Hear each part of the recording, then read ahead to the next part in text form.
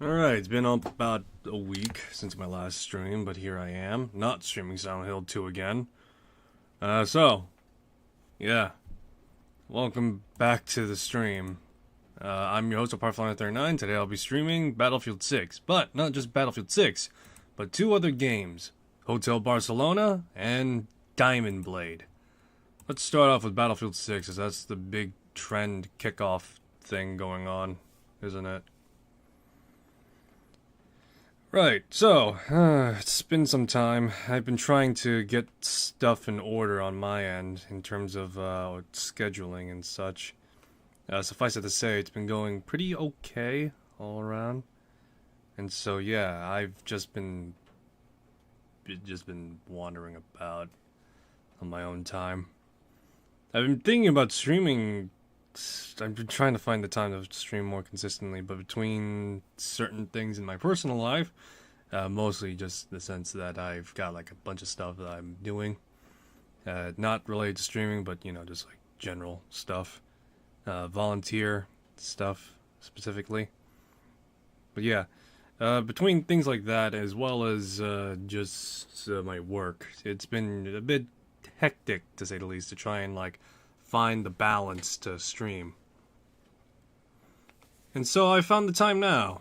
I'm hoping to stream again on Tuesday, potentially, maybe, probably not. It's probably going to be on a Wednesday. But yeah. Battlefield 6, the new hot game that's people clamoring about because it's not cock of booty. Yes, I know what I said. I still stand by it. Anyway, so yeah, so this is Battlefield 6, the new Battlefield game that people are really clamoring about. I've been playing this game for not a long while, but a fair amount since it came out, 4.4 hours. I've been enjoying it. Normally, I will concede to this notion. I don't want to pay for online-only games, which is why I was very hesitant in getting it in the first place. In fact, that's one of the reasons why I didn't get 2042, aside from also just the fact that, you know, I was considering it, but then I heard like a lot of complicated things about it and such, and so as a result, I just didn't bother getting it. But yeah, no, just Battlefield 6 though, is kinda sorta the exception, so to speak. Not because I particularly like Battlefield, but just because I found it to be all around compelling just to get at least like one multiplayer game that I haven't played in a while. Alright, we know the drill, PTFO. And if you can't PTFO, you're not fucking playing. We're on the clock, so let's rock.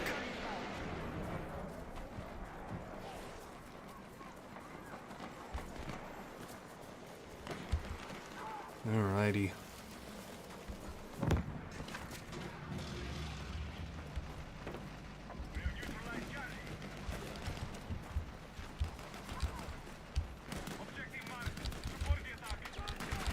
I'm joining a mid-late game, so we're gonna do like two. Yeah, I'm thinking of like doing like 2 matches of multiplayer. Oh shit. But yeah, I'm thinking of doing like 2 matches of multiplayer if I can help it, then tackle the campaign. I heard the campaign's pretty bad. I'm curious to see how bad it is. In terms of raw gameplay, it's probably gonna be good, but in terms of storytelling, let's be honest, it's not Battlefield 4, which was... it was alright. At least I had memorable characters.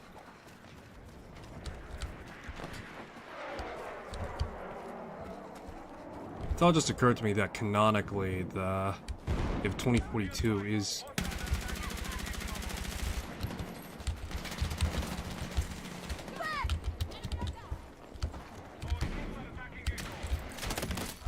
ah, damn.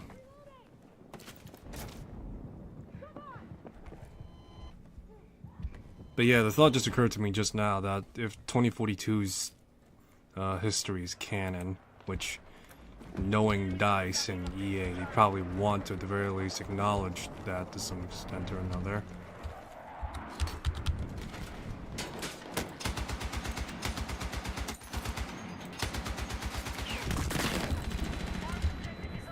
Oh boy.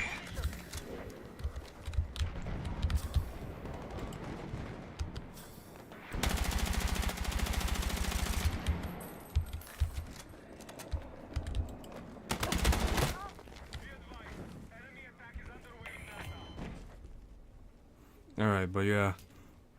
Thought just occurred that Irish is canonically alive in Battlefield 4 in the ending rather than Hannah, which I guess makes sense. People probably liked Irish a lot more than they did Hannah.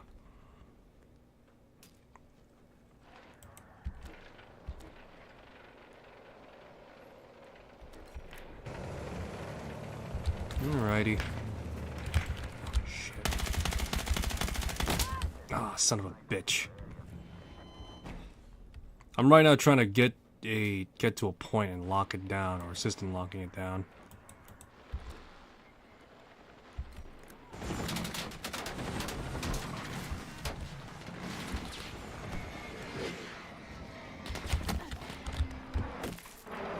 Ah, shit.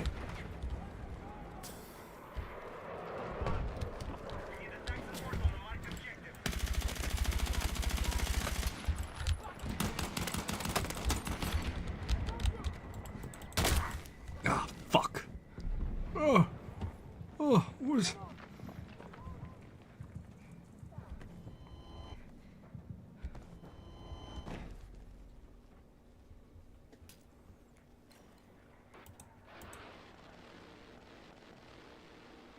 Dude's outside the battle space here.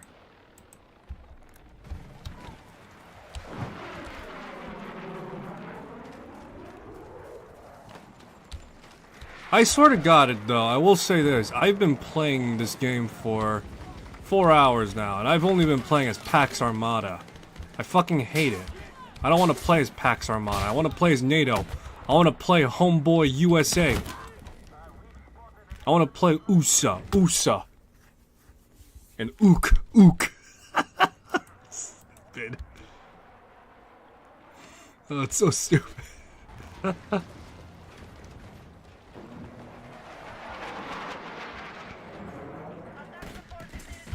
Alrighty.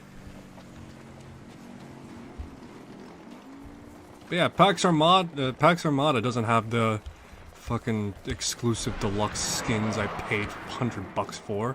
What the fuck?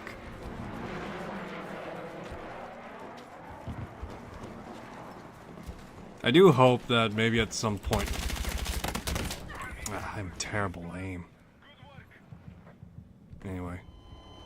I do hope maybe at some point that this game does come out with like an offline mode. Not in the sense of like, you know, true offline. Well, maybe I would like that actually. But I'm thinking more pedantically and more specifically. Like, Yep.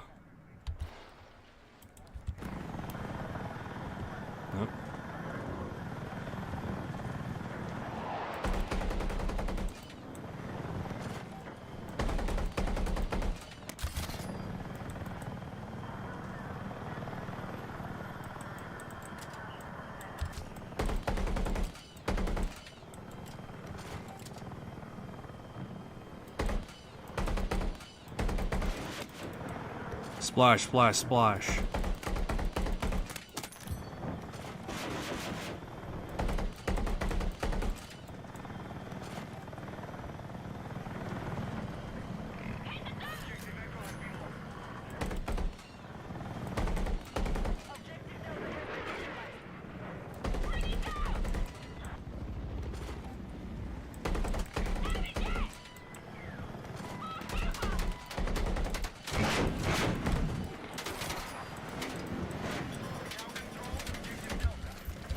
Oh shit.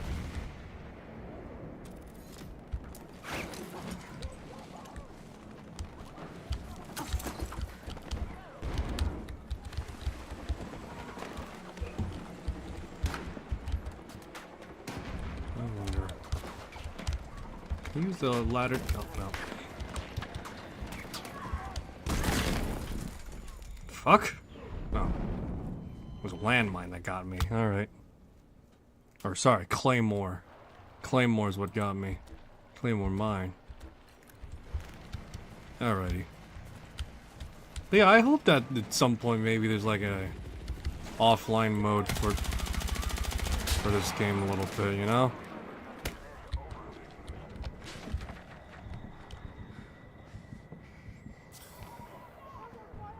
But yeah, I do hope that maybe at some point that might be the case. Between not killing, stop killing games,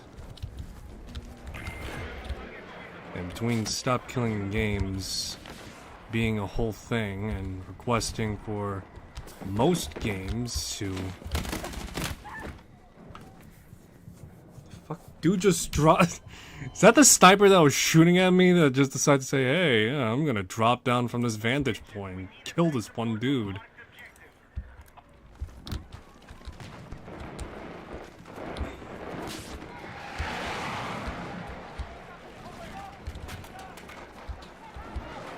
Alright, anyway, yeah, no, I kinda hope that maybe if...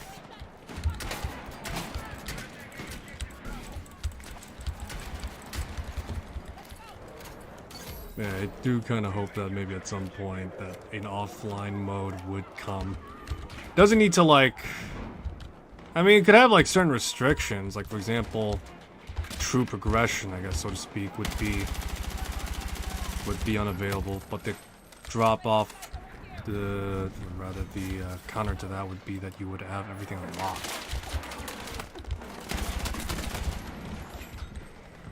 Yeah, so the counter to that would be everything.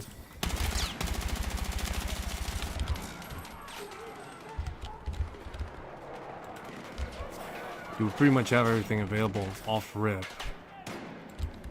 Well, most of everything. I'd probably say maybe skins wouldn't be as relevant. In either case, though, I think offline mode would definitely help.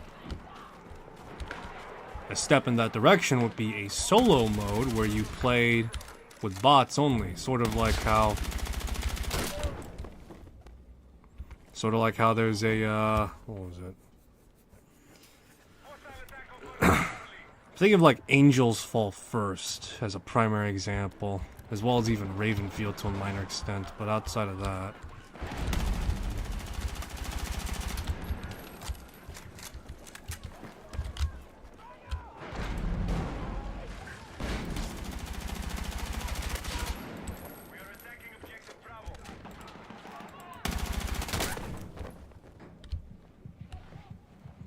Son of a... I knew you had my back.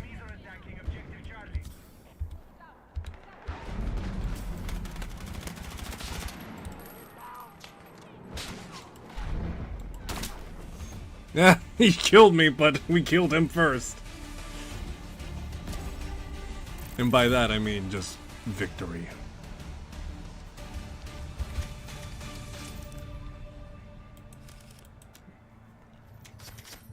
Alrighty, nice.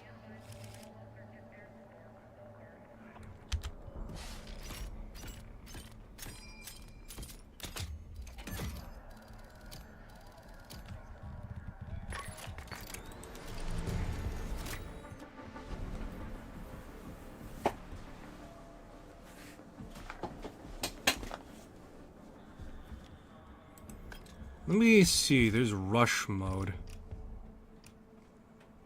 Is there rush? I'm trying to remember because there's like references to rush.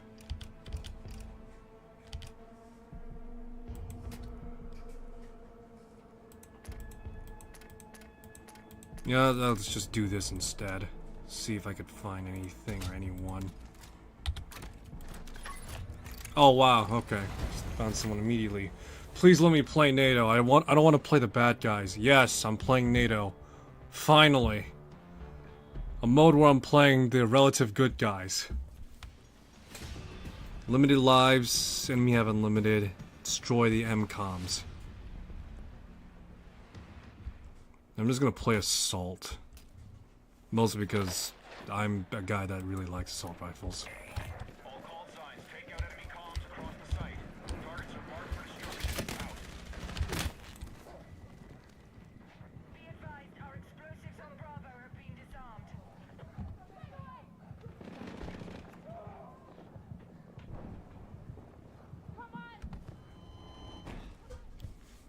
Oh, this is already a mess and a half now, isn't it?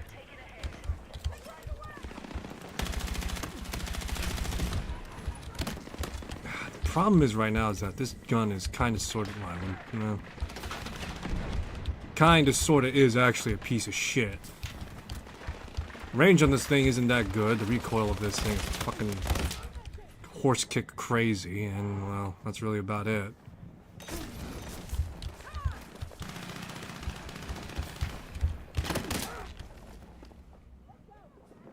I'm a little annoyed the fact that the M4 specifically, and the M4A1 specifically I should say, is a fucking carbine weapon, which I guess is true.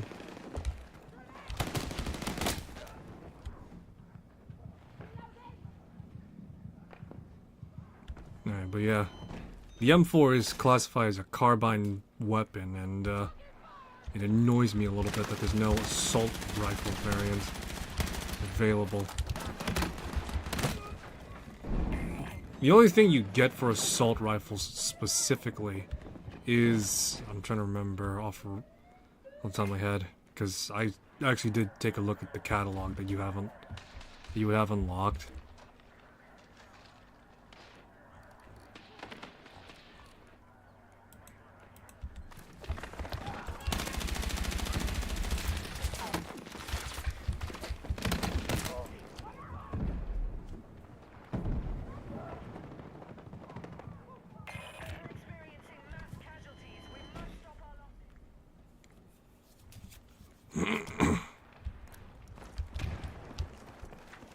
But yeah, you get like, I think this is supposed to be an ACR. I don't know specifically off the top of my head. The gun after this is a G36K, I think. And after that is an FN Scar, a Mark 16 variant because it chambers 5.56.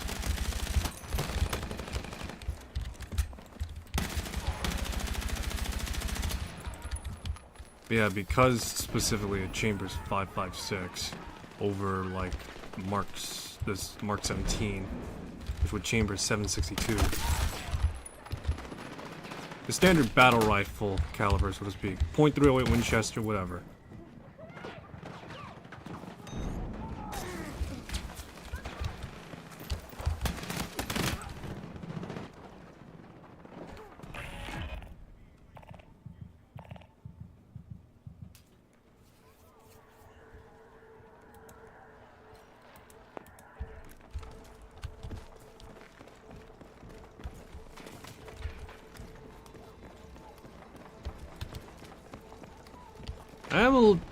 Yeah, I guess you could say I'm a little miffed on certain things, though. Particularly at the very least.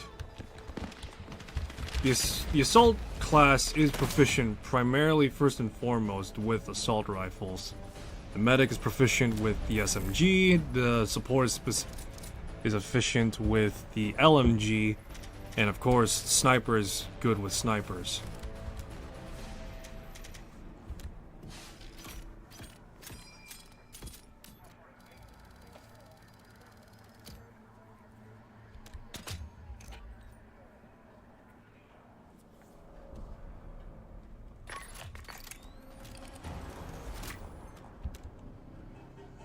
Alright, let's start from a match from the beginning at least. Alright, but yeah, so I understand that, you know, the classes would have their iconic signature weapons and such, right?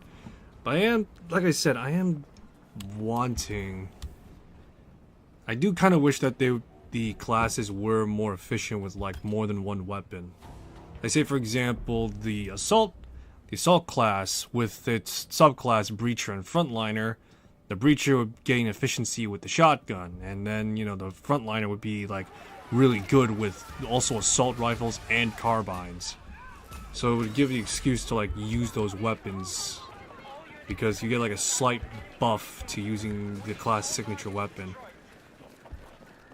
The medic also, I feel, would also probably benefit from having like switchable weapon, you know, proficiencies as well. Like for example, they gain efficiency with the submachine gun, but also the shotgun by default. But then afterwards, they would also gain.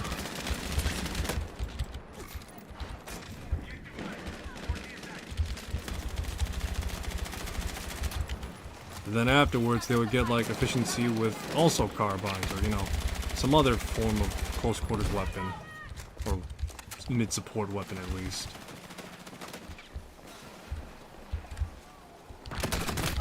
Oh damn! Medic! I knew you had my back. Explosive set on objective Alpha.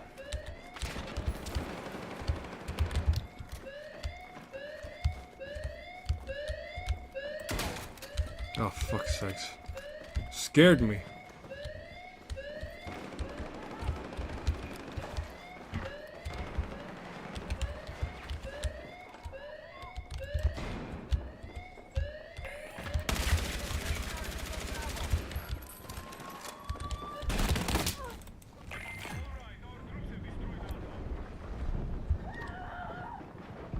Oh.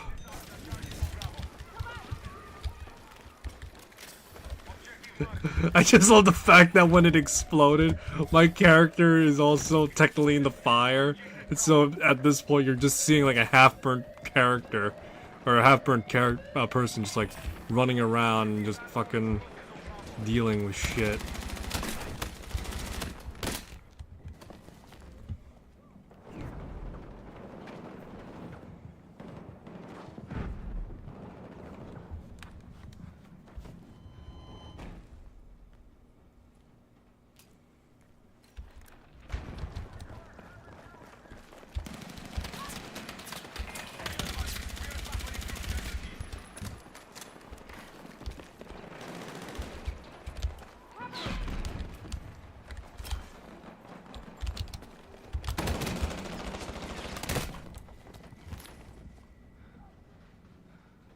Need a medic!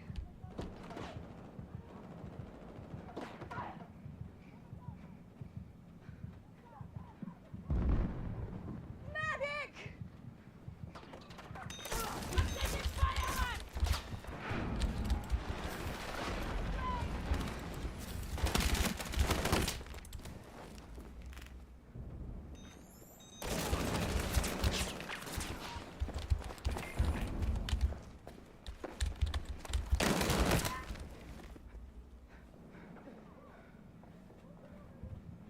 Oh damn! I'm hit! It's going dark. Oh, it's going dark. Oh, it's dark. Oh. Bravo is ready for detonation.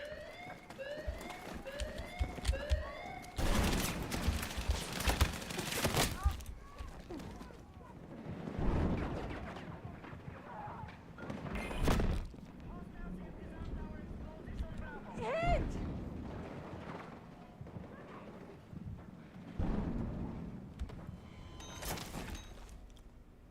It's all gone dark. Oh.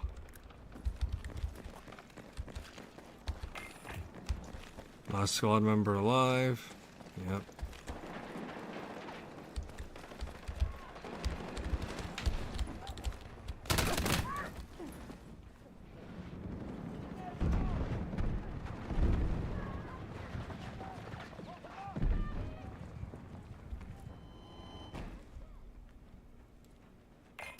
Been severely depleted. Stop our losses.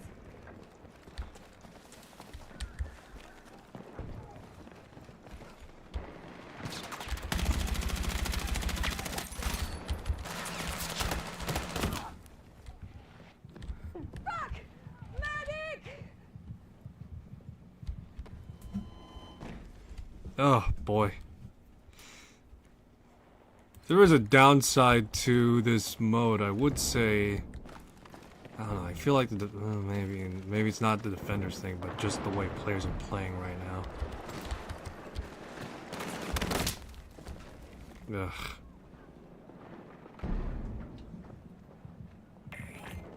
We have set charges on Bravo.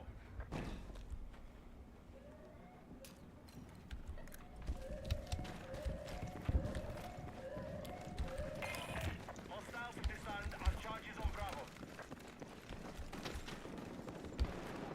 Advise we have minimal soldiers left.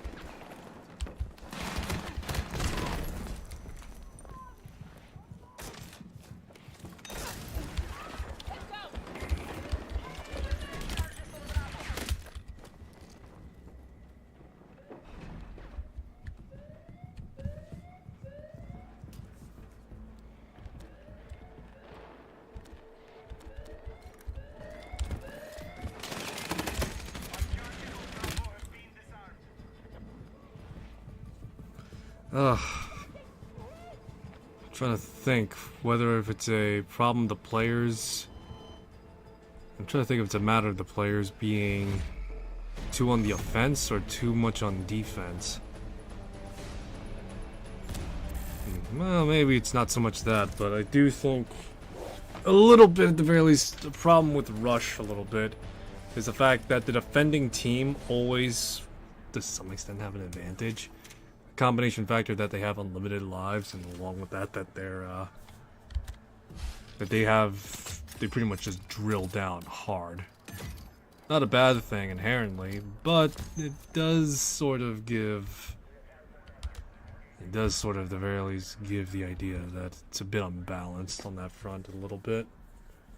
Just a little bit, not that much. Alright, maybe that much.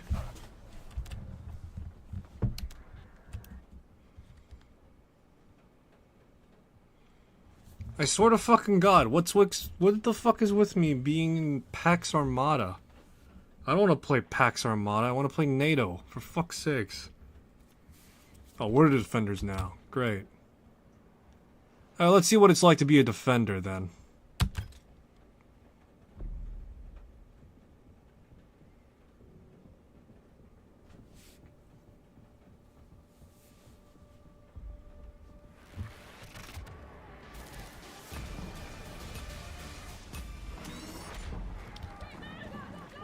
Be advised, hostile attack is inbound.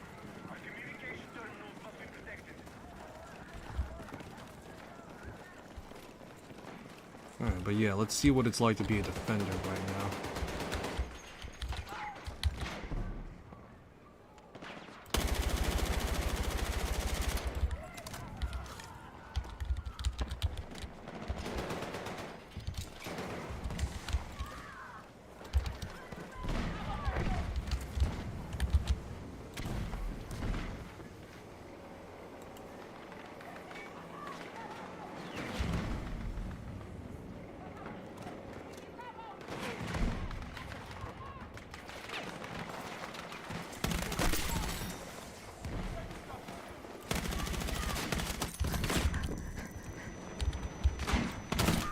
Oh, damn.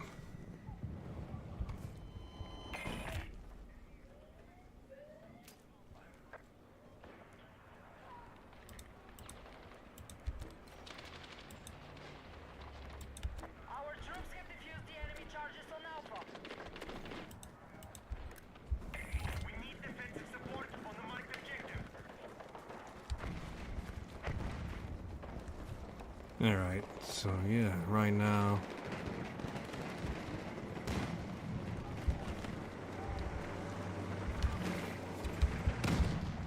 Oh, fucking hell. Ascent on Bravo.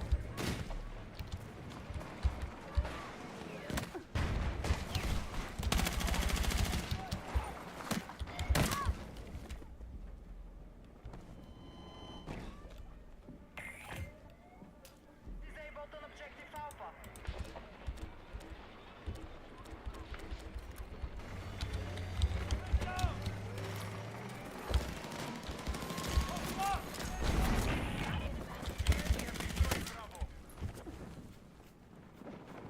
Oh, great. We lost 1 point. Now we gotta Fuck's sakes. We have weakened the enemy forces. Keep fighting. Enemy explosives on Alpha have been defused.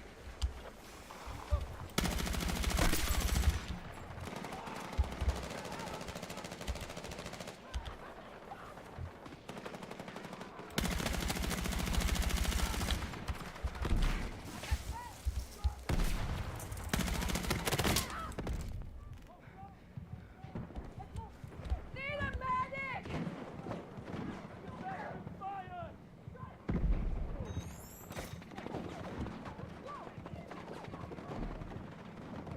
Need a medic!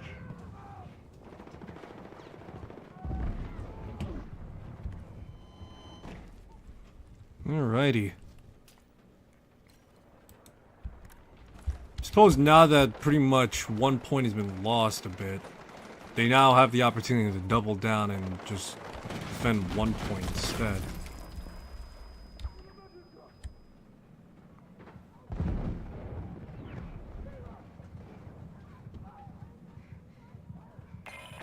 Hostiles have set explosives on Alpha. Let me s-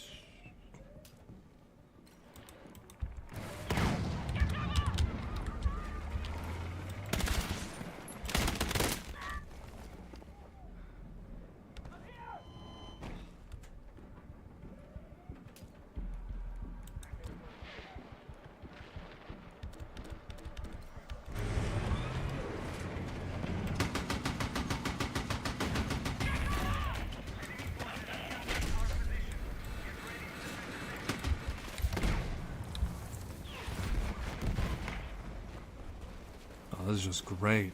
So it's a combination factor of the players on my teammates not locking down as hard. But these guys are playing better. Probably both, to be honest. Move quickly to establish defensive positions.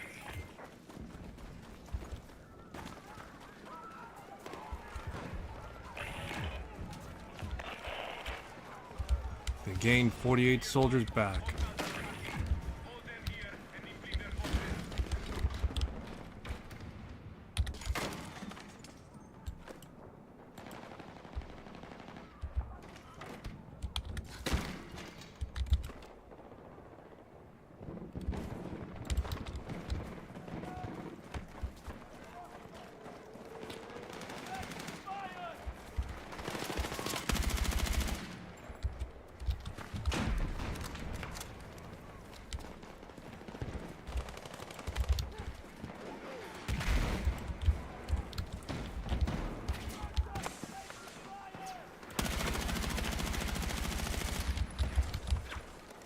Oh, sweet Jesus.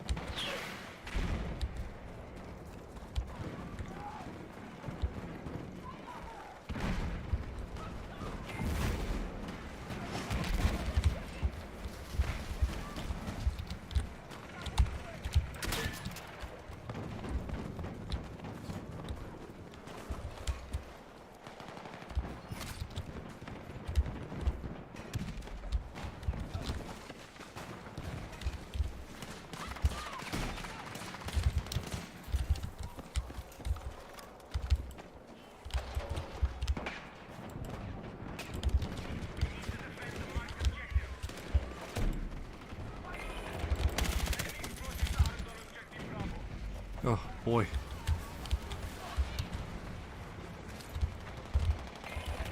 Hostiles have bought an explosive on Alpha.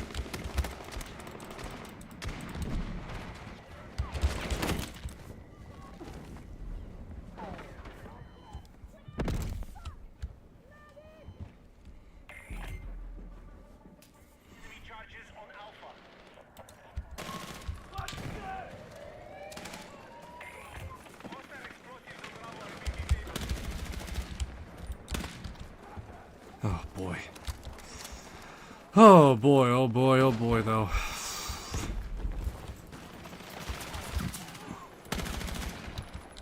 It's been a while since I last played Call of Duty. After Call of Duty 3, I'm not or after Modern Warfare 3, squared, I'm not looking to play again, that's for sure.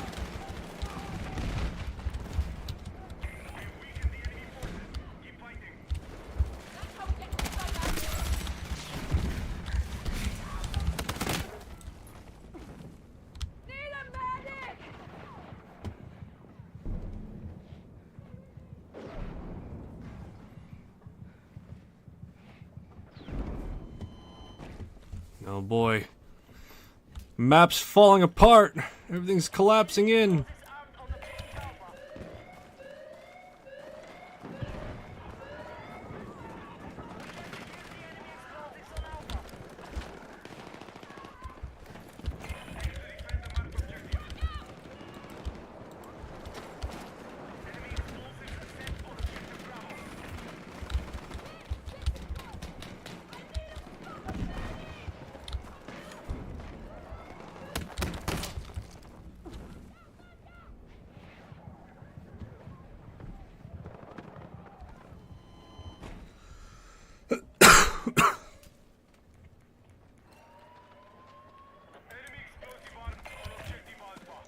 Ah, for crying out.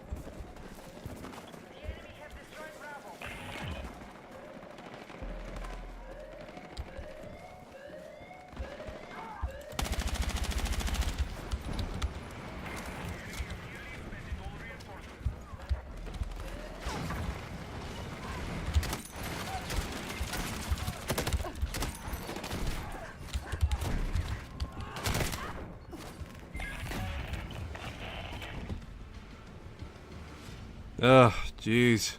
We're losing sectors bad. Yeah. Sorry if I'm not speaking as much. Getting sucked into this literal war zone. Fucking battle of attrition right now. And they're giving us a 5-finger salute right now is what it is.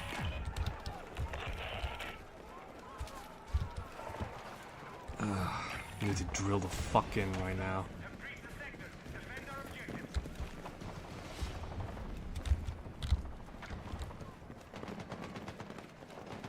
Yeah, just pretty much need to drill the fuck in right now is what it is.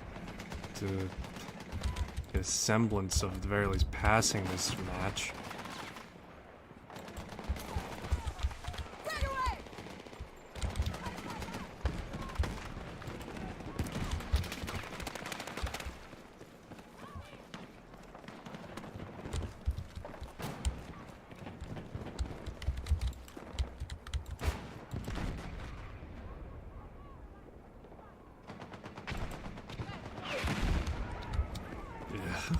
Boy.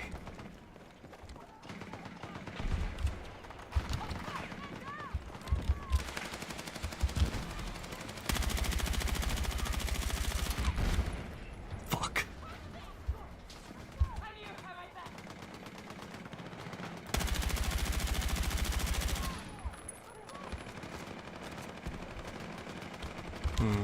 So it just occurred to me that when it comes to like a game like Insurgent Sandstorm, a game that's in theory a multiplayer game through and through, it still has an offline single player mode.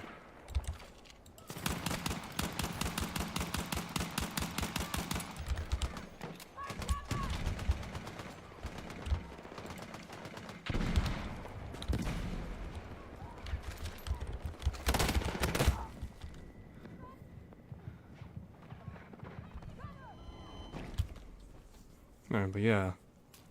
Something that in theory has an something in theory that would be a pure single player game, but, or not a single player game, a pure multiplayer game. At the same time, it actually has a single player mode that's more or less just multiplayer, but offline. Strange how that works, doesn't it? Almost as though something like that costs near nothing. Near nothing being the key word here.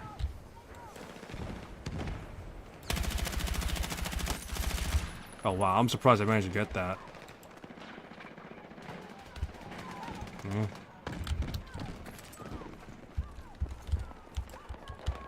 Ugh, shit. Yep.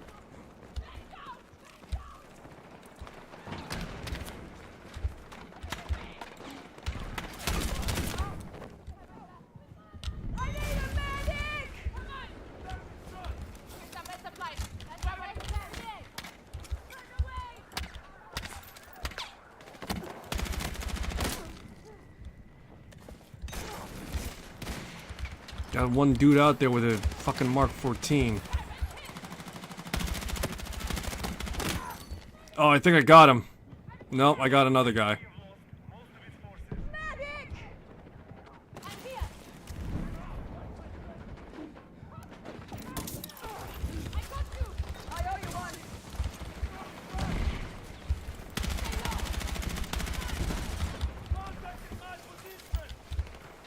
This is the battlefield experience right here. Just holding out in the middle of some fuck off.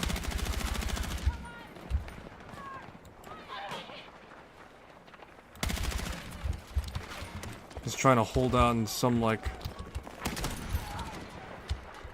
Just holding out behind a piece of rubble, trying to pray to God that you survive. Alright, this is probably because we have a second...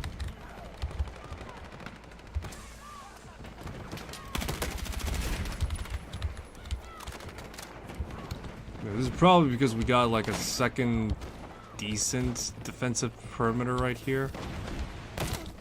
Oh. Well, you need just one more kill and one dude that's like desperate enough to want to get back in the fight. There we go. Victory. First win in Rush out of 3.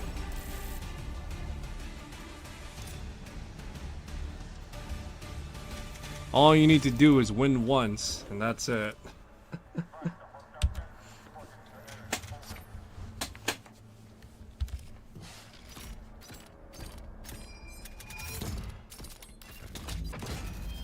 Ooh, I got the Sig Sphere.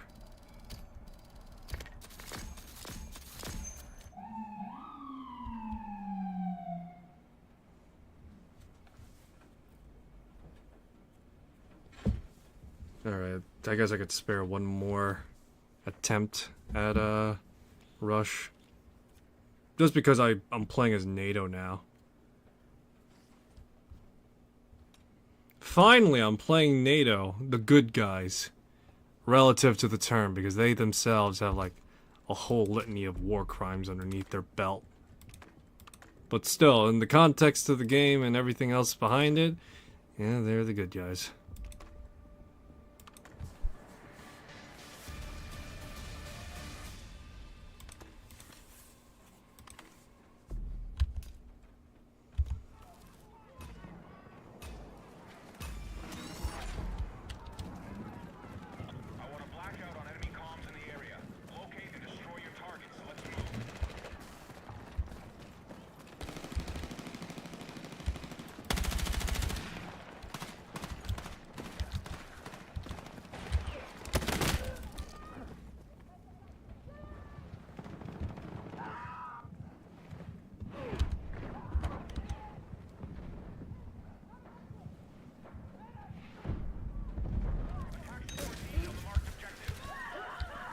Oh God!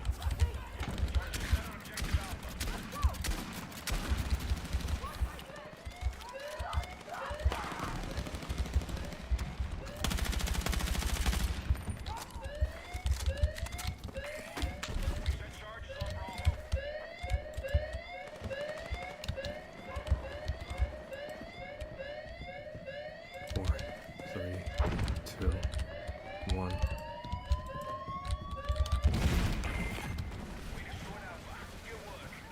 Alrighty. Push, push, push. Let's go, let's go.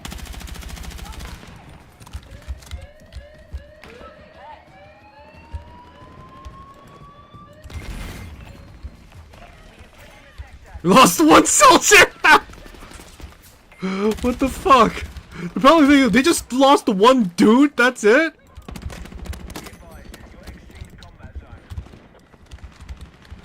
Ugh.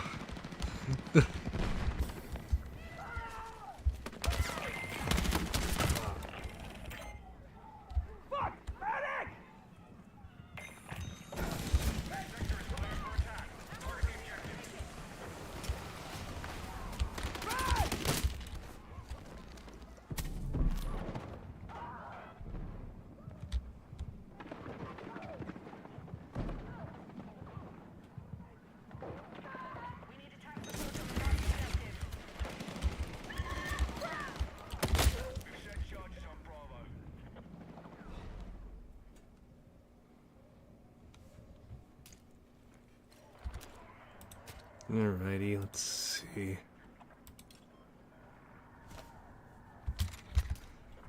You know, I'm tempted to see what this gun is about.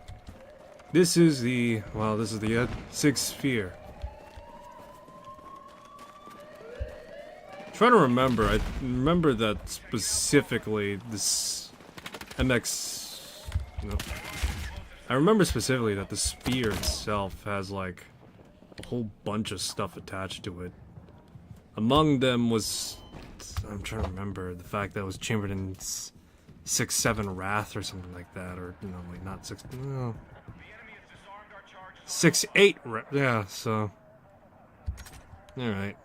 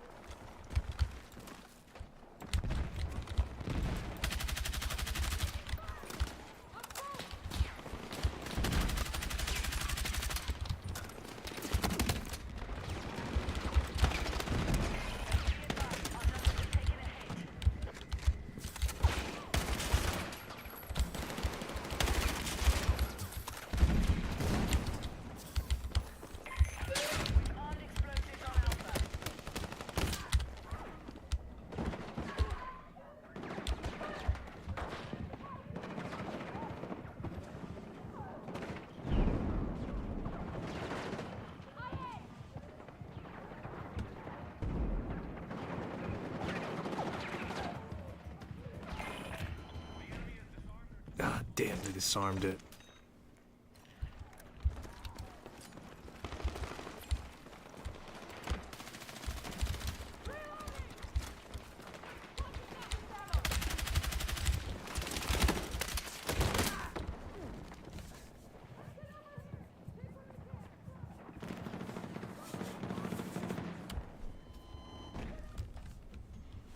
I'm not sure what the point of having all these like extra weapons classifications would be to some extent. Majority of these would technically classify under assault rifle category to some extent. And in theory, the SMG and shotgun class of weapons,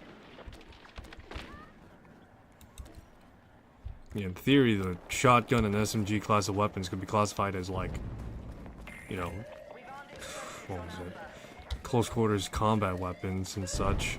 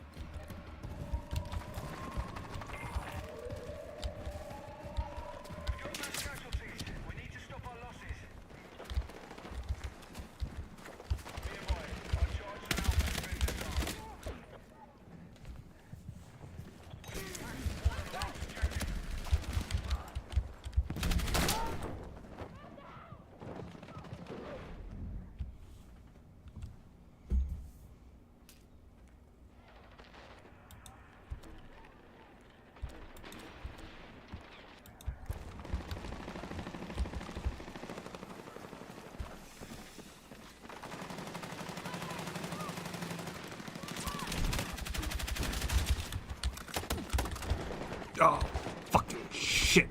Crap.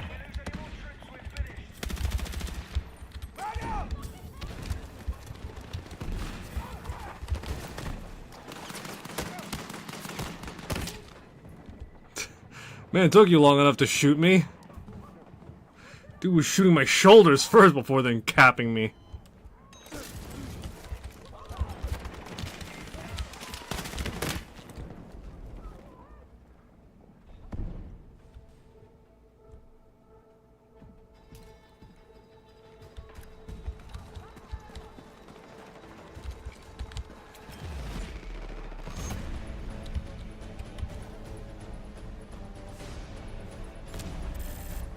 Alrighty, well.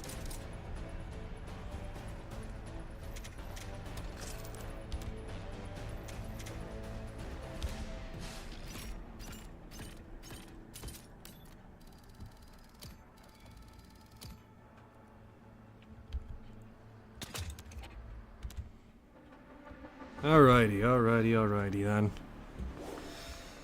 Alright, let's play a little bit of the campaign. Let's see how bad it is. I'm genuinely curious to see. Because, again, you know, people have talked about it and such, so let's see here. Let's just do it regular, because I'm a regular dude.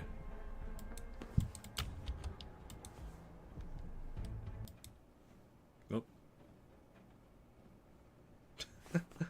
The fucking game's gotta boot up a separate fucking thing like it's gotta boot up a separate thing like it's fucking Call of Duty as well.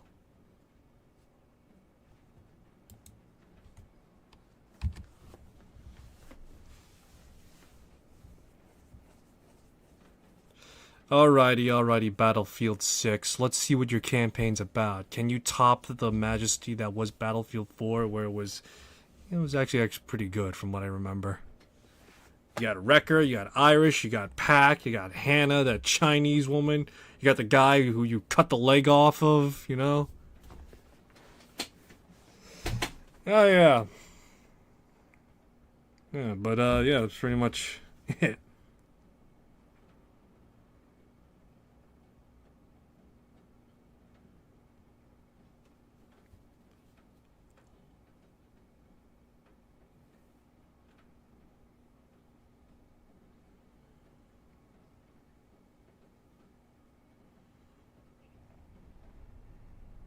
In 2020's global order was eroding. Nations seek new security guarantees. Pax Armada, a military giant, exploit the tectonic shifts and aggressively seize security contracts. In Georgia, NATO forces are evacuating under deadline, with Pax Armada scheduled to assume control within the hours. Transition is meant to be peaceful. Straight into our headlines. Georgia tonight. NATO out. Pax Armada.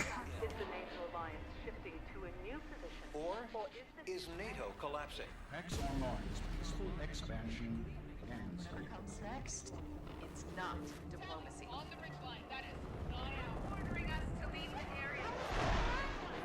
NATO's Secretary General called for calm dialogue. Pax Armada. Force is how we keep the peace. Hours left. 81 some are calling a friendly. If Georgia is just the start, where does this end?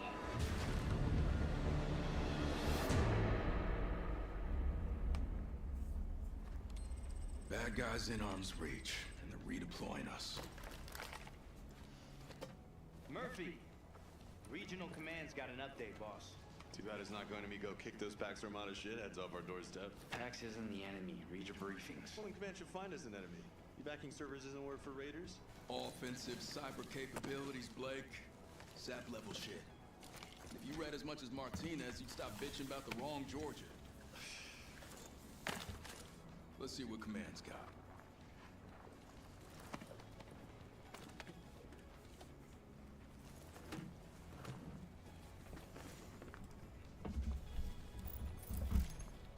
Better ship out.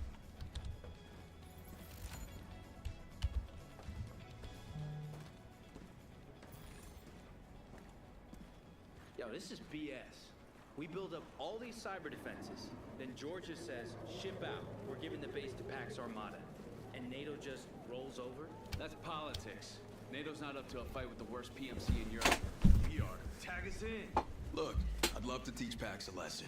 But if staying here might kick off World War III, I don't want it that bad. Well, maybe Command's got a plan.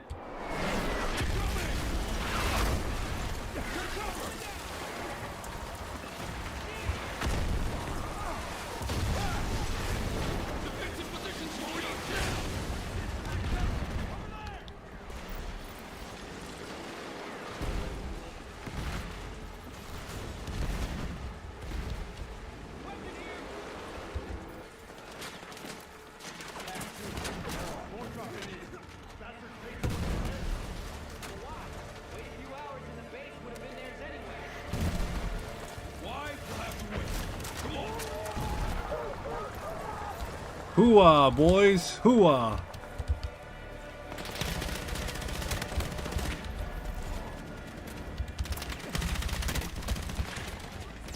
I'm okay!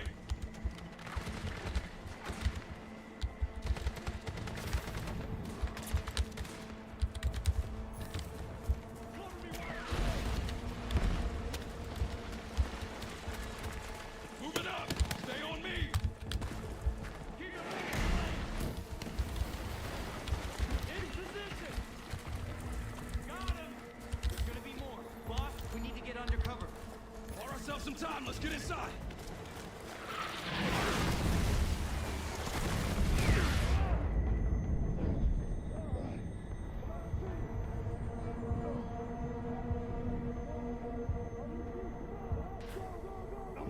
I'm okay. Here's a no-go, but we got a ride! That Berkeley? You good, Murphy? Good enough! Alright, Pax is focused on the base, but our mission hasn't changed. We protect those servers. We gotta secure Site 2 before Pax takes control. Shooting our way out. Guns up.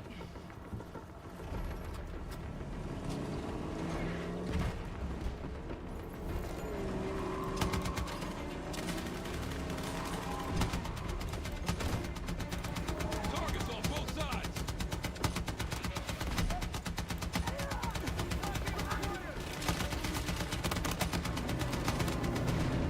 Checkpoint just up ahead.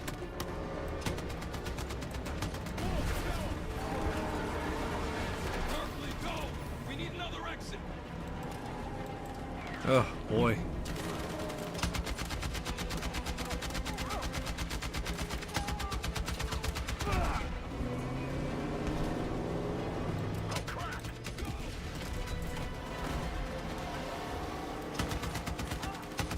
Berkeley, that's munition supply.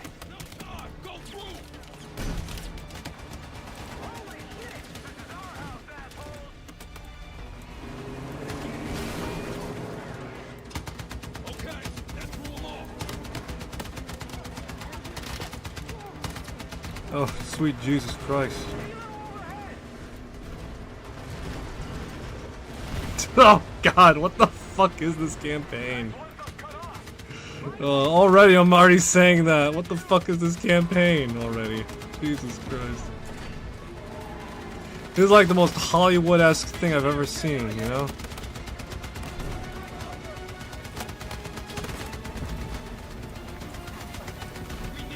You got like fucking 50 explosions going off in like the first half hour. I need you and your snipers to reposition above Site 2 and run overwatch. Copy, Tempest. Lightning, this is Tempest Actual. Stand by for a precision strike. We can still get a win. Caution, Tempest. We're seeing armored vehicles ahead of you. Berkeley, take us off-road. This thing sounds like hell. You don't get us there. And if Pax is listening, we may as well be shooting an air horn.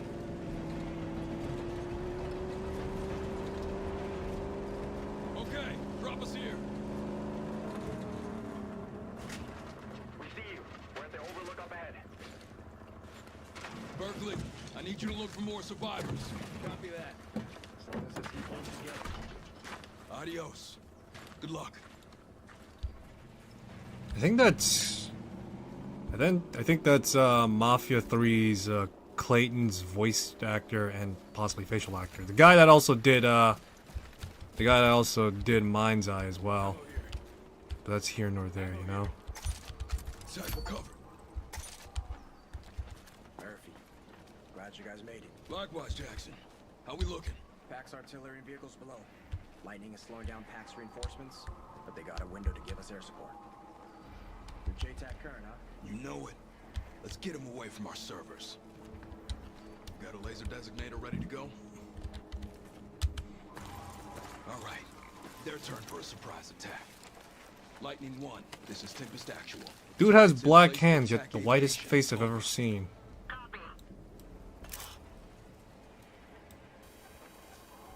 Laser on. Lasing. Staring now.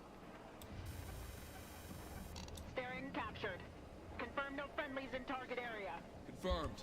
Fire mission when ready. Over. Launching now.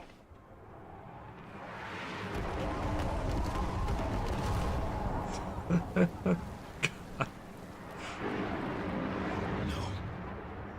Lightning 1, do you read? Lightning 1. They're gone, Martinez.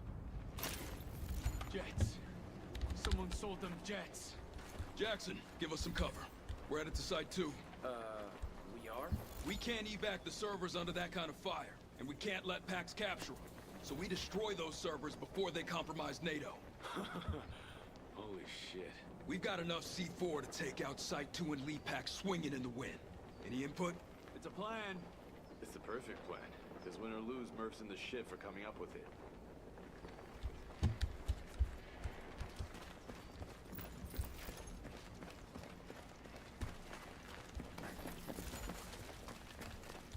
Alrighty, let's get moving.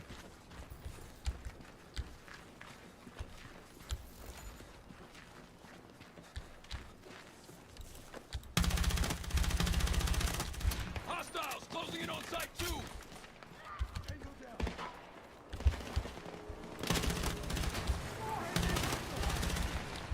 Enemy vehicles in sight. They want this place bad! What the hell is Pax Armada's whole thing against NATO anyway? It's literally just the League of Nations and, you know, a Union of Nations. Maybe it's because, in theory, they would get more contract work if more countries don't have any, like, military infrastructures and such. But at the same time, I can't help but also kind of scoff and laugh a little bit at just the fact that, you know, that certain nations would switch out from Copy.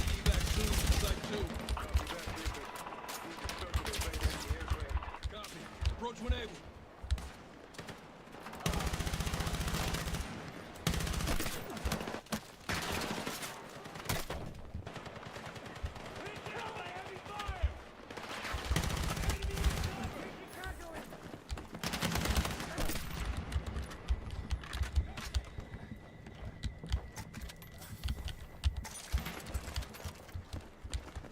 Alright, but yeah.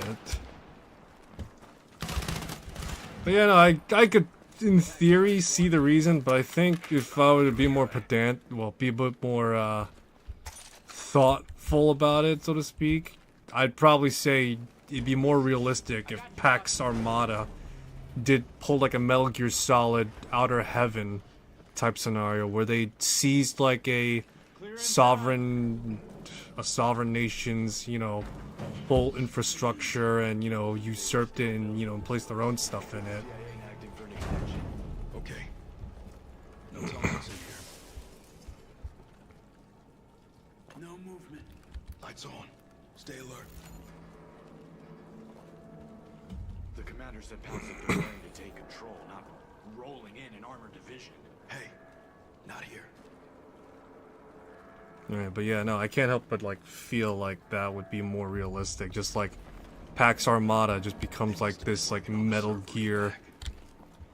Pax got the jump on him. Just become like this Metal Gear Solid-esque Outer Heaven type place.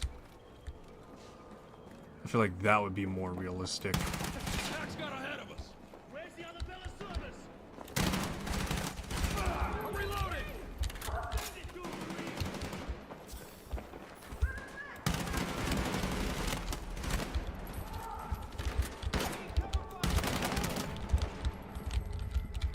Bastards were settling in. Gotta hurry. C4 on those support pillars should bring the whole place down. We need more C4. I know I'm poking holes in a campaign that shouldn't make sense, but still.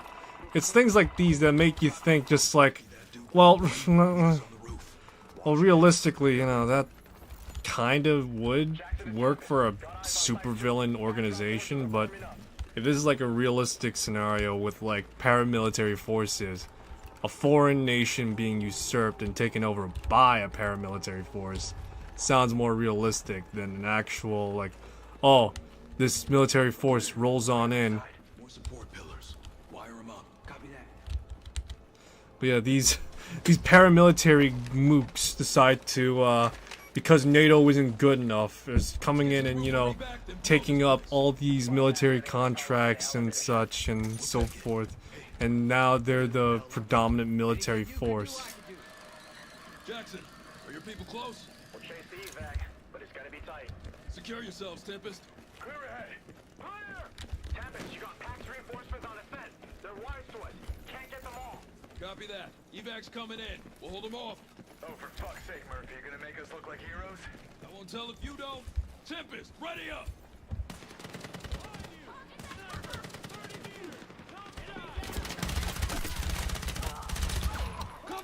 I reload!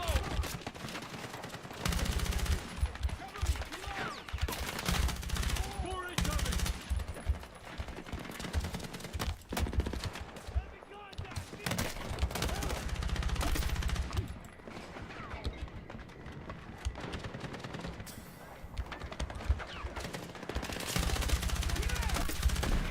Weapons free. On it! Smoke out!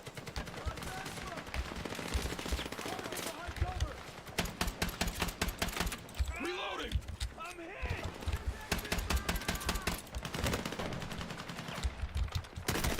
Stay with me!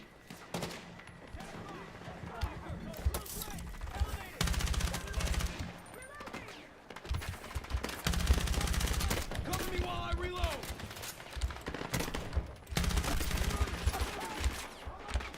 In position! Weapons free!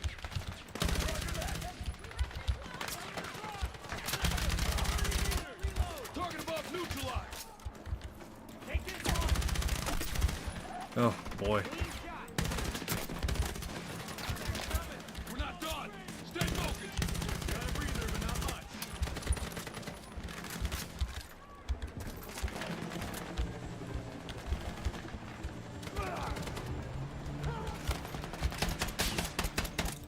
Reloading! Weapons free! Let's go, Marines! That C4 is still hot!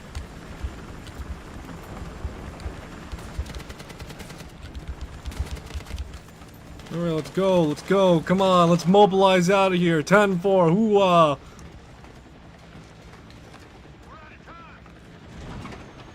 So were they.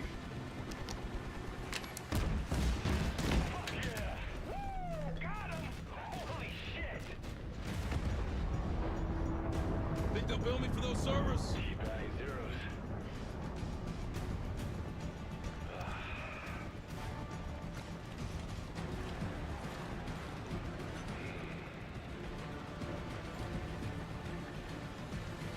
Good God. Oh, this is some Article 5 shit. What kind of tech advantage is worth that? No, we're missing something. NATO has to set us loose on this. Find some answers. NATO's losing allies by the day, Murphy. If we got the truth, would they want to hear it? Why is NATO losing allies? Hold on! But like legitimately, why the fuck is NATO losing allies? You got like a bunch of countries there, like big countries and such, you know? And now you fucking... Oh no, we don't want NATO in our country anymore. We got Pax Armada. A private military force. Alright, fine, that's fine. But they still have to adhere to like various conventions and all sorts of other stuff, you know?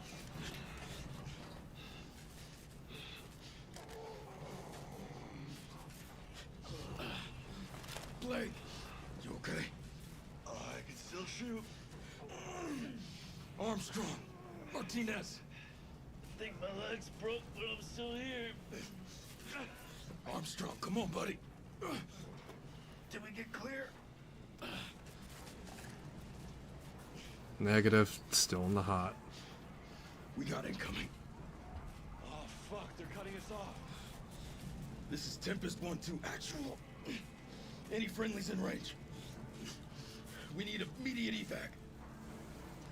Any station. Murph, what's the plan? Remember the Alamo. Unconquerable spirit. They gave us that motto for a reason. This is it. I'm going down fighting. Watch each other's backs. No matter how it ends. It's been an honor. We still faithful? Always. You got the flag there too? Get ready to fend. Let's give them hell. Hey, remember Black Hawk Down?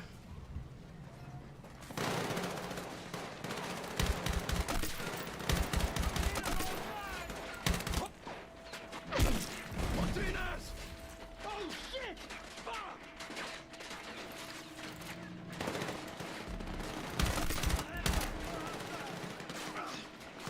can work for it.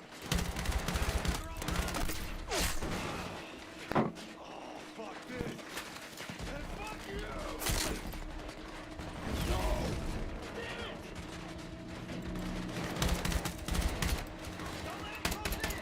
it. No retreat. Hold fast.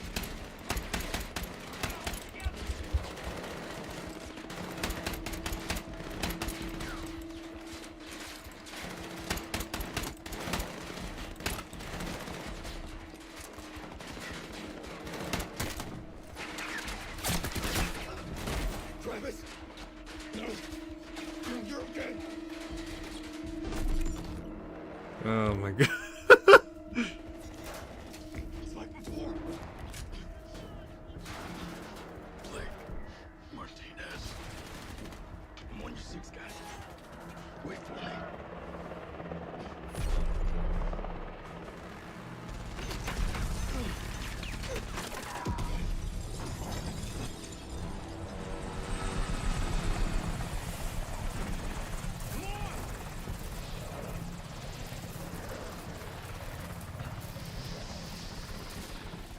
We gotta go. You alright?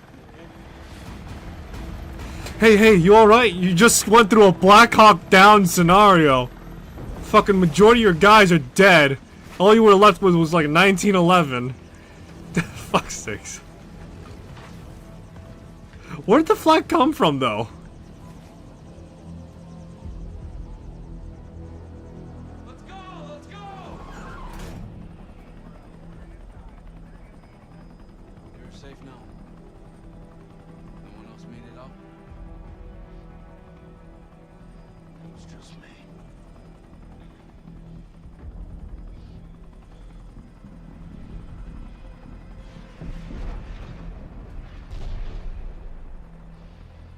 Just me.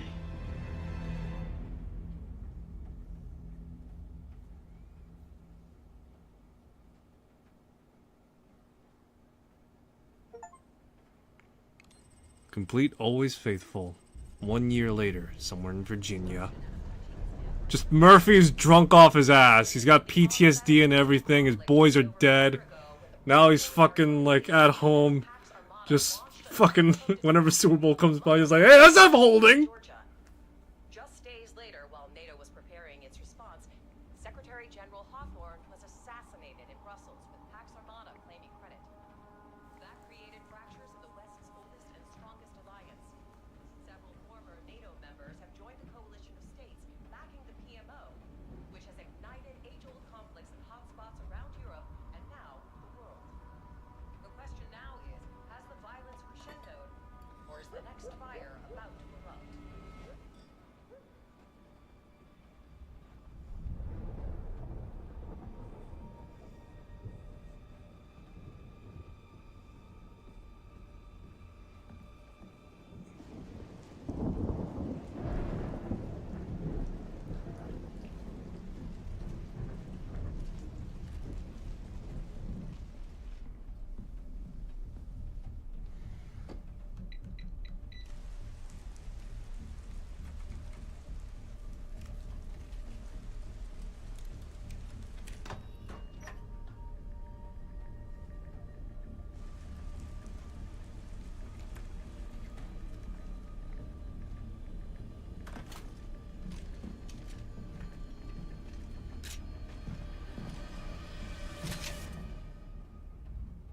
Always knew you were a survivor. Got the scars to prove it. And the guilt? Never goes away. I've been trying to restore contact with you for days. Can't even raise hemlock through contingency. By trying to raise the dead? You're gonna put that down.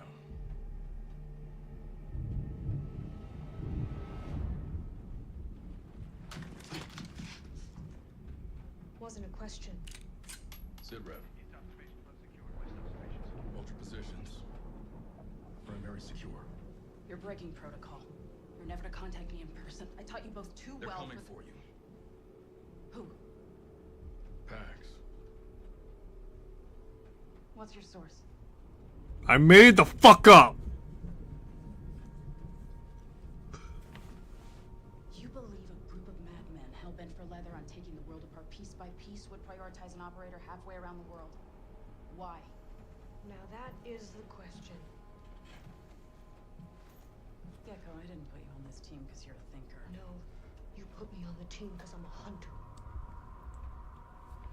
Mills. What? They're coming. It's why we're here. And since you like putting pieces together, let's start with that. Like why you chose Dagger 1-3. Take us back to Gibraltar.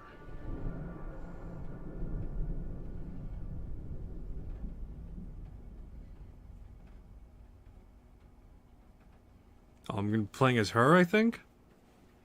Put me on this team because I'm a hunter! What?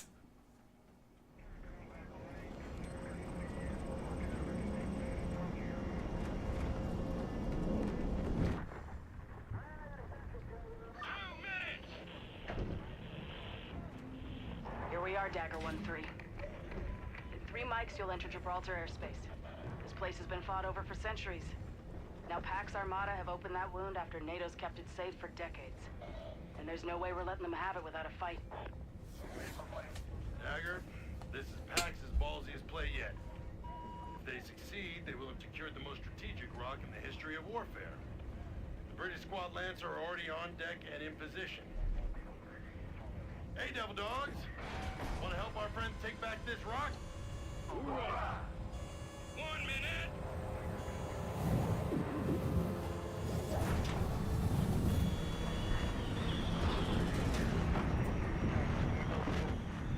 Mills, you hearing me? Got you 5x5. Send it. On final approach, looking good. Copy that. Phase 1's complete. Artillery's pummeled the rock, weakening Pax's defense system. We've cleared the way for Phase 2.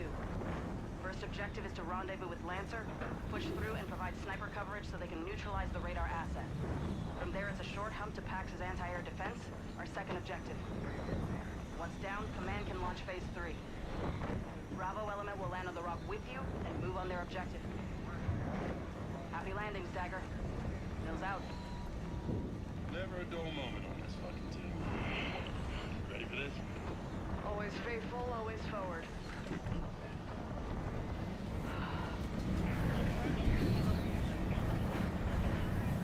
All right, Gecko. Let's introduce Dagger to the rock.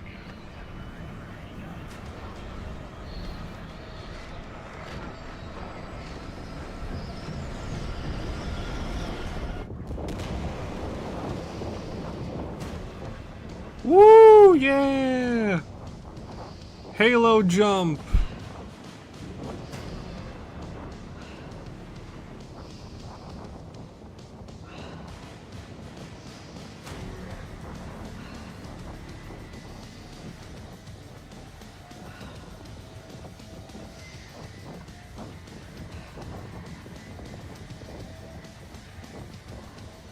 Oh my goodness.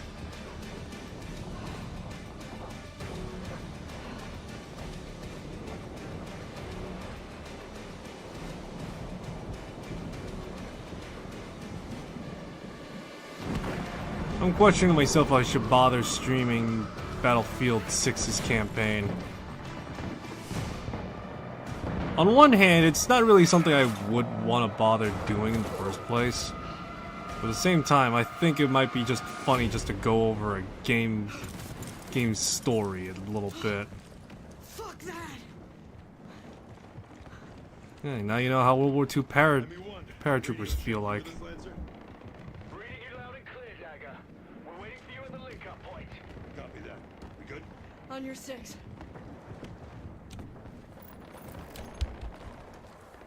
Dagger, we're pinned down! There's a pack checkpoint! We need to take out the MG nest ASAP! Copy, we're on our way, McIntyre. MG gunner guard down. Send me when you're ready. On it. Wrong target. Readjust on the MG gunner. Send it. Clean hit. Lancer, MG is down. Roger! Lancer, push up! Weapons free. Area clear. On me. Let's move. I find it kind of sort of hilarious the fact that when it comes to Battlefield's a multiplayer to single player, the single player you theoretically would be carrying like, I think like 4 or 5 reserve magazines, if the bullet count's anything to go by. But then you got in the multiplayer like 2 to 3 tops. Good to have you in the fight, Dagger. Radar station's up the hillside. We'll approach through the cave system. Main road's too exposed. Roger. Let's hustle then. Look at those facial animations. Not even a week and packs are already heavily entrenched. The ship packs have stirred up.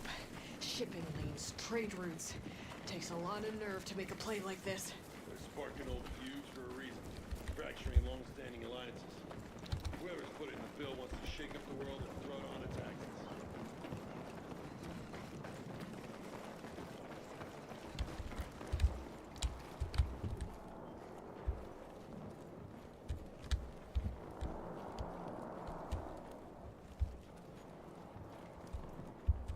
Radar station ahead. Alternating bounding at the gate. Get into position. Don't hang around. We won't wait for you. Copy.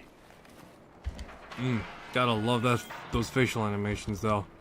Which is funny to say because at this point, both... I would imagine with everything that DICE has done for... Fuck, we've been spotted. Engage.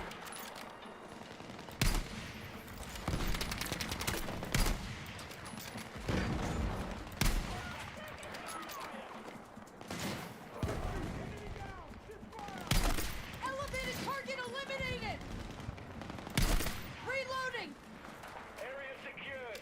Advancing on the radar station now. Dagger, take position in the tower. Tracking. We got your back. Alright, but yeah, you would think that after...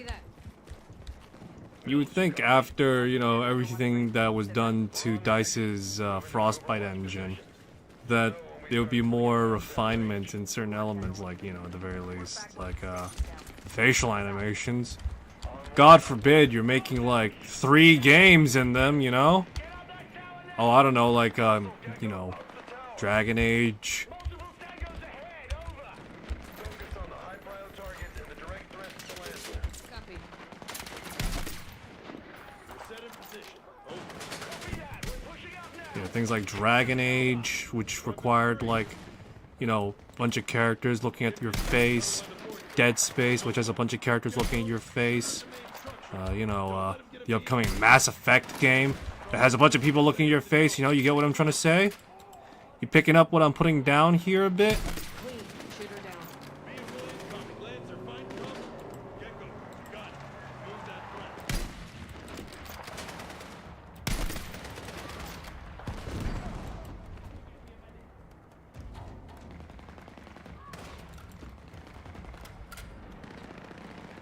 You got an RPG down. Main structure.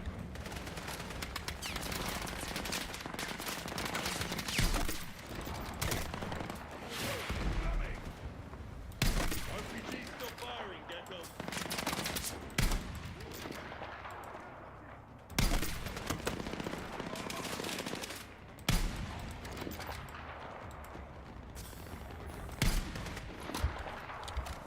You got a helo inbound, Lancer. Get cover.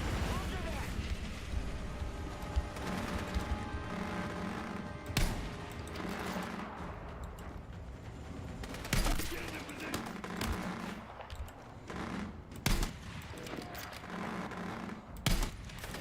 Advance! Need to reload! Cover me! Light up those reinforcements. Oh boy.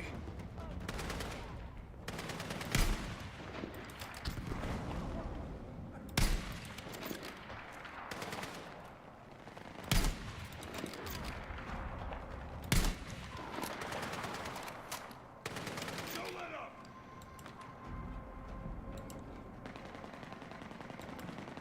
I'm sure these guys can do what they can. Hostile down!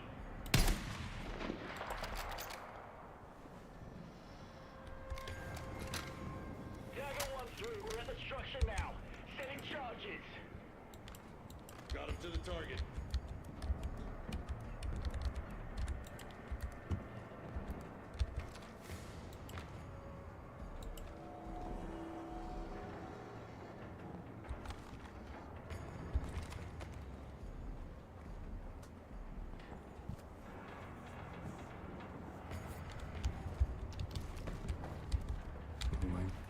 Done here? Objectives this way, Marine.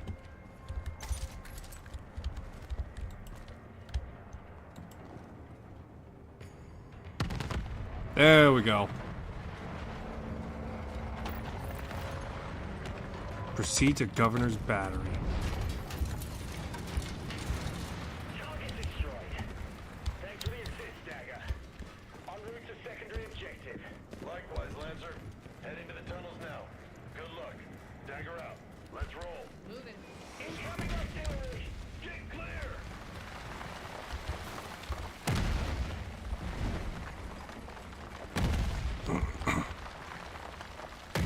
Oh yeah, explosion, guys, explosion! Oh man, it's like Michael Bay movies all over again. Through the tunnel!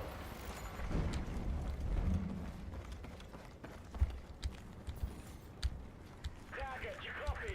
Repeat, Dagger 1-3, you copy? Lancer, this is Dagger 1-3, reading you. Wait a minute. No. Lancer, you're coming in broken. Oh god, my ankles are broken.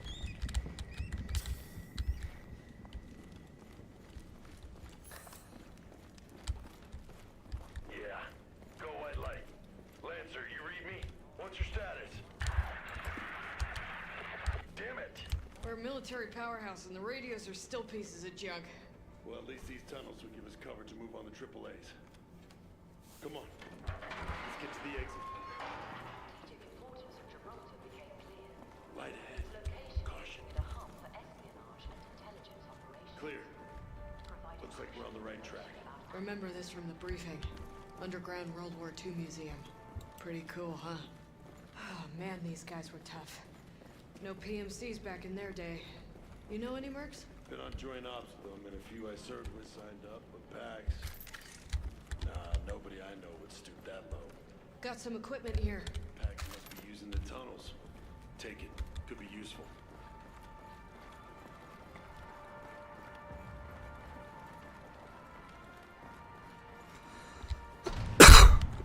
Weapons ready. Contact. Engage. Push up. We gotta keep moving. Keep it off while I reload! Weapons free!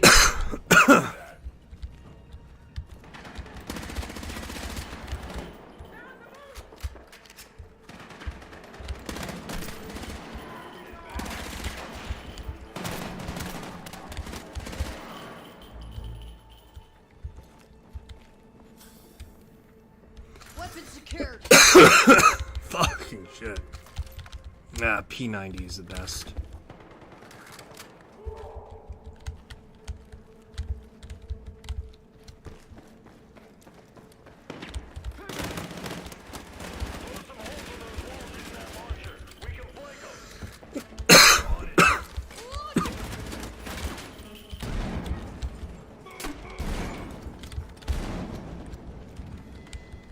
Oh my god, there's explosions everywhere, guys. You know, it's so cool.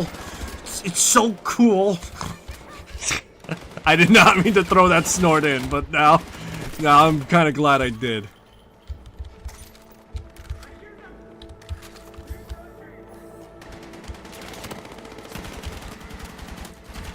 Reloading!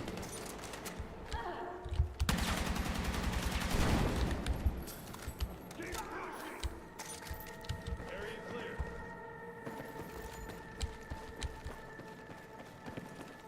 Which way? Exit's down. Help me with the elevator.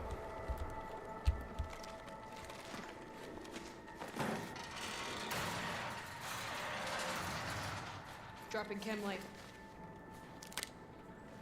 I think there's like actual glass and chem lights. Yeah, looks good. Hook up. Yeah, looks good, he says. Descending.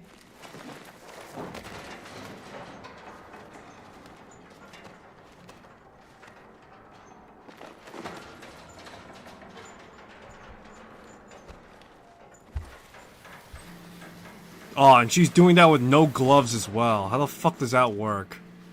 How do you not get burns? At least the other guy's got gloves. What the fuck? Copy. Good to hear you're in objective now. Understood. Report back when Pax's anti-air is down. Mills out. Lancer, this is Dagger 1-3. How copy? Reading you loud and clear. You've been sightseeing. Encountered some tourists, but we're still on track. Glad to hear it. We've reached our target area. Holding position. Copy. We'll signal shortly. I'll put the kettle on. Out. This is it. It's got to be easy enemy. C-Ram's key to Pax's strategy. Neutralize the target. Understood. Lancer, we're in position. Copy. Let's do this. Moving in now. Roger that. Good sidelines. Take the Engaging now. I'll cover you.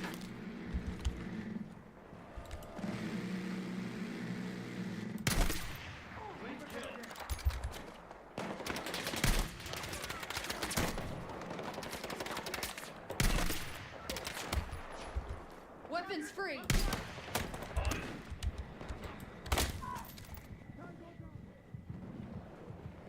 I'm hit. Need a medic.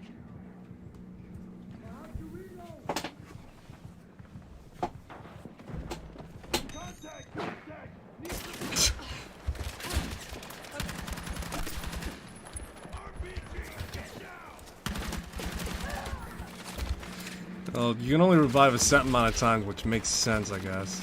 Mostly in the sense of, like, you know, your heart would at some point likely fail after, like, another shot or two.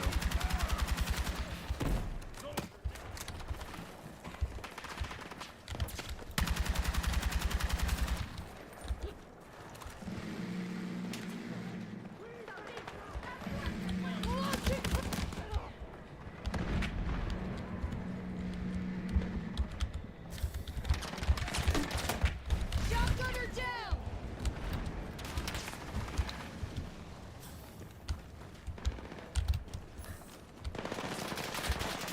Engage.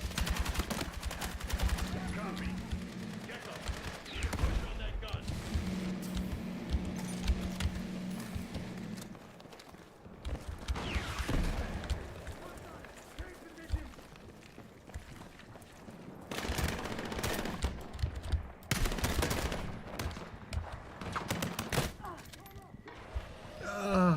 Oh God, I'm hit.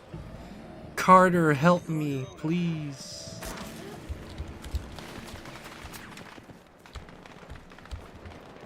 I wonder if there's ever gonna be a Bad Company 3.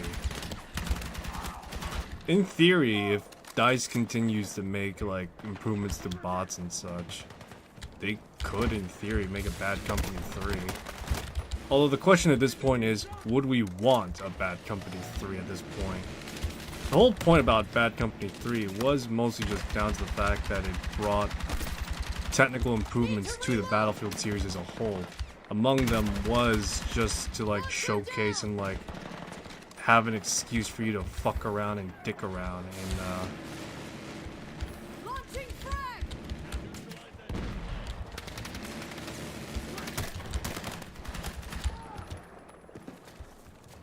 Get some C4 on that gun.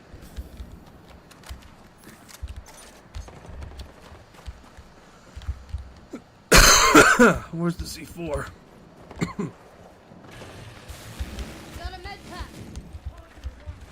Oh, defib charge, alright.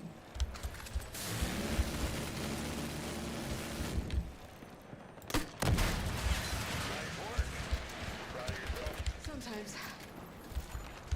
Sometimes, thought you would say, damn straight I am, or something like that. Copy. Gecko More Company is on its way. We dig in here. Get on that MG. Move.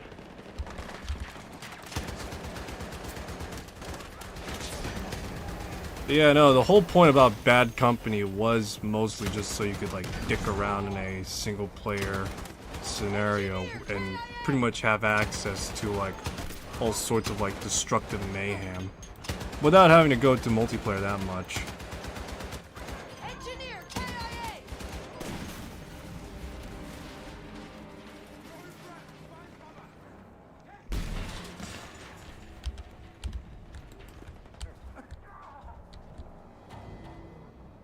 Lancer, status update, over. Held up by Pax.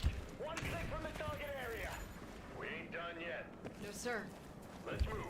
Sure we're not done yet? I could have sworn we are done If yet. their defense is still active, the full assault can't happen. We're about to link up with Lancer and push on. 2 more left. We've got allied forces on the horizon waiting for your signal. The skies will be clear, Mills. You can count on that. Make contact once they are. NATO's counting on it. Dagger 1-3, we're taking heavy fire. What's your status? Lancer, we're coming from the slopes to your south. Check your fire. Copy that. Good to see you, cowboy. Target that building. Clear them out.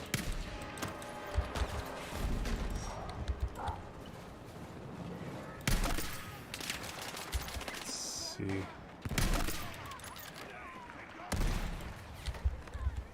Engage. Roger that.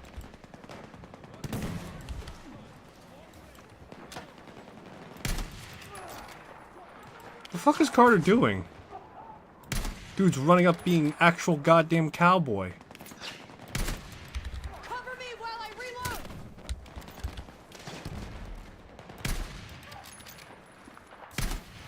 Shotgunner down!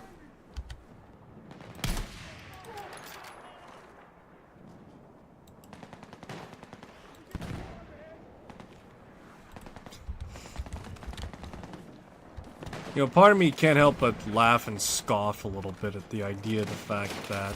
Got an RPG here. Hit that building. Open it up. Oh, where's the RPG, huh?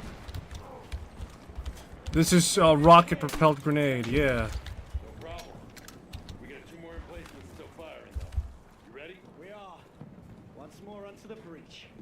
Lancer, advance. Yeah, once more into the breach, mate. Ah, yeah, just gotta keep on using them old sayings and such. Jesus fucking Christ. Found an AR. Contact. Lancer, engage. Roger. Engaging. Fuck. Grenade down. We need suppressive fire. Light 'em up. Check over on that launcher. Flak is down, Lancer. You're clear to proceed. Pushing up to the last AAA. Helo inbound. Engage those reinforcements. Tango above is down! Solid hit. Helo down.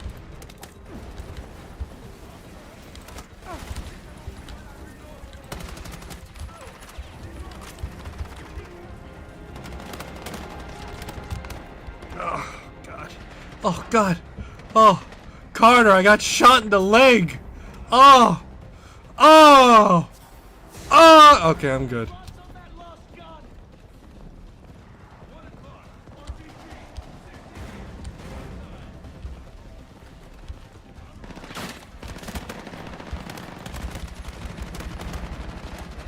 Need to reload. Cover me. Oh, God, I got shot in my Achilles heel. I don't think I'm gonna live, Carter. I don't think I'm gonna... Okay, I'm fine.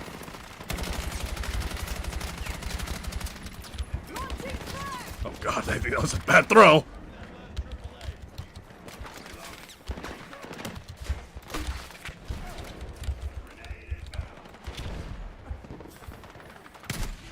Sniper down.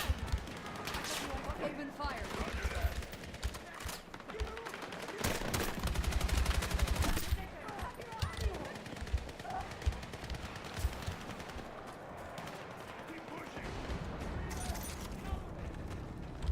Advance on that gun. We'll cover you. Allions and all that and so on and so forth. Reloading. Cover me.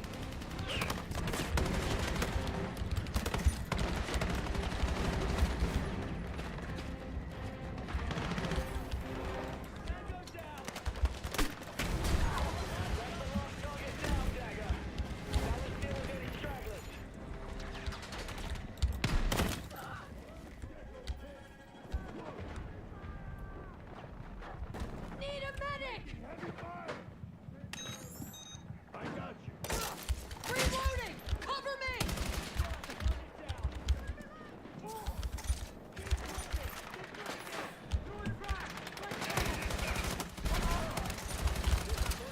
On the upside of playing the campaign, at the very least, you do get to play with a few guns.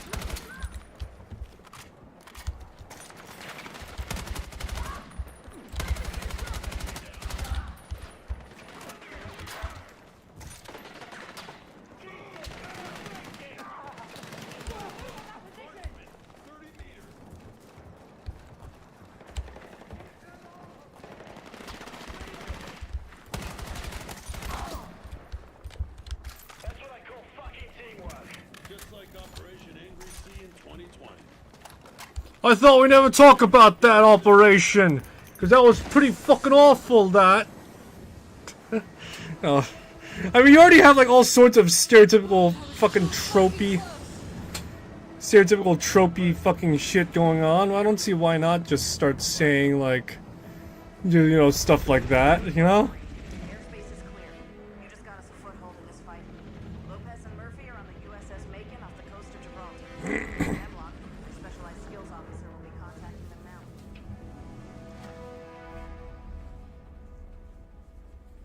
Oh, are we getting a flash forward then before getting a flash back, or are we switching perspective?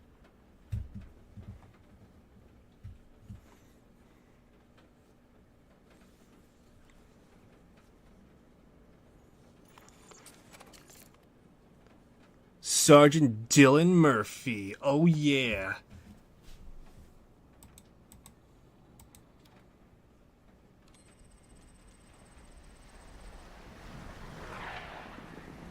Here she is. El Peñón de Gibraltar. Alzheimer? Dagger 1-3, this is Hemlock.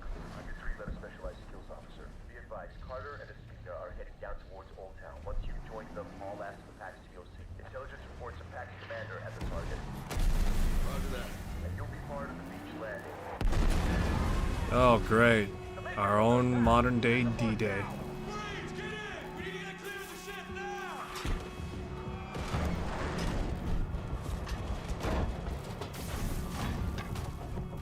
Is this like the new modern day U-boat?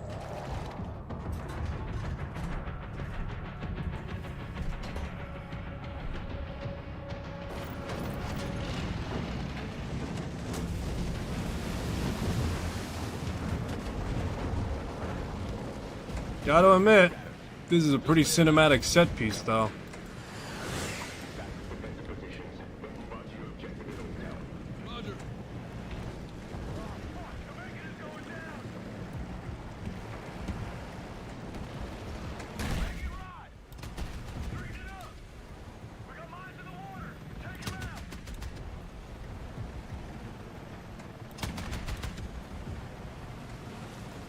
Got mines in the water, guys. Mines in the water.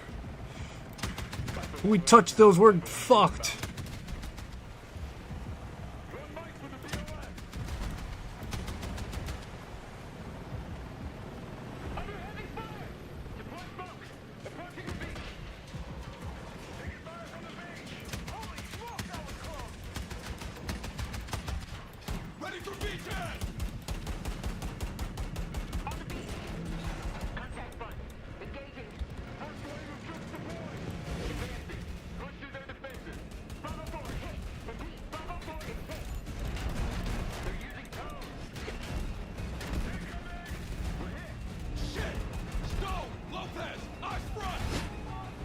Stone, Lopez, eyes front, Ramirez, take that fucking Burger Town. God, I remember the days when fucking first-person shooter protagonists just shut the fuck up and just did what they do really well. Who needs to have an interpersonal relationship with your character when you have yourself a hyper-lethal weapon of mass destruction with a PhD attached to it?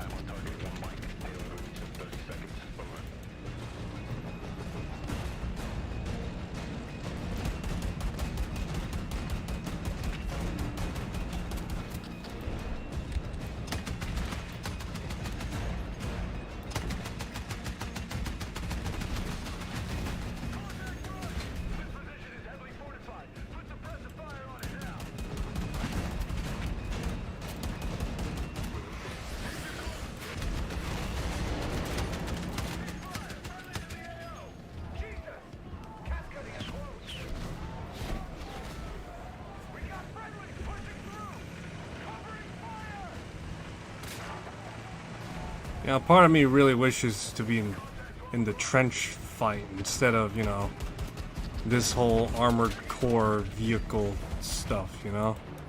Don't get me wrong, it's great and everything, but at the same time, it's also like, you know, you want that more primal instinct to be interpersonal and such. I guess is what the best way to describe it. Oh no! Only one fucking Marine survived, it looks like.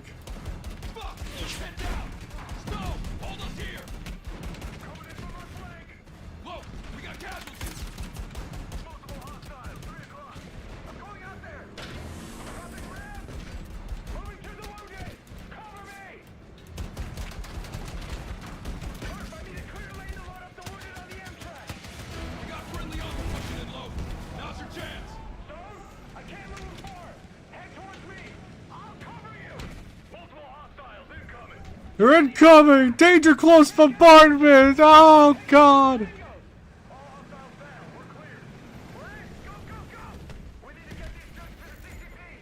Negative. Patch them up best you can, Lo. Stone, take them on to CCP after we've linked up with the rest of Dagger. Copy. I got you. Let me work on that. We need to stop the bleeding. He didn't make it! Fuck!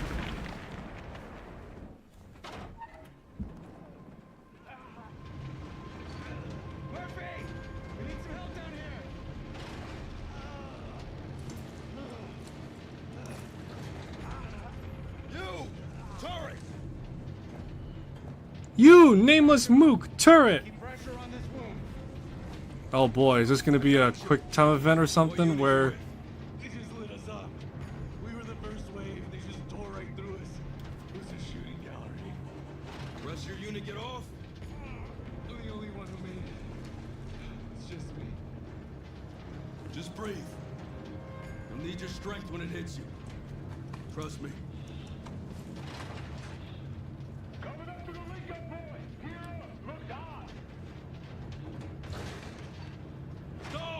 What do you got? Dismount! Hey, keep pressure on this wound. Go! I'll get him to the CCP! Clear ramp! Clear ramp!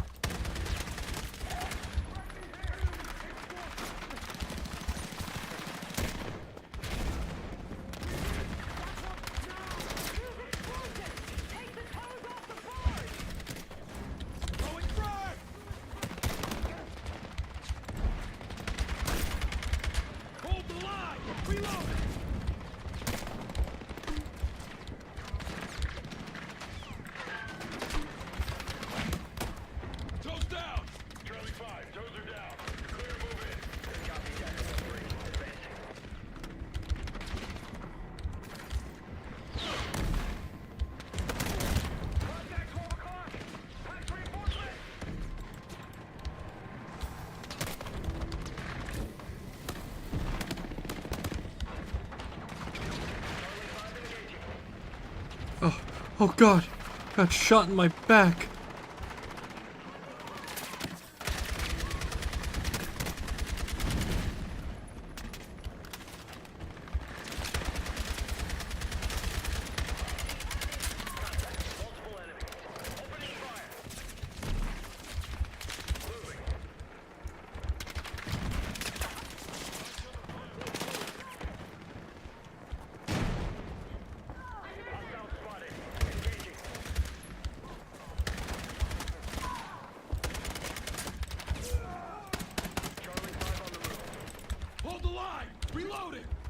Hold the line! Reloading! Yeah!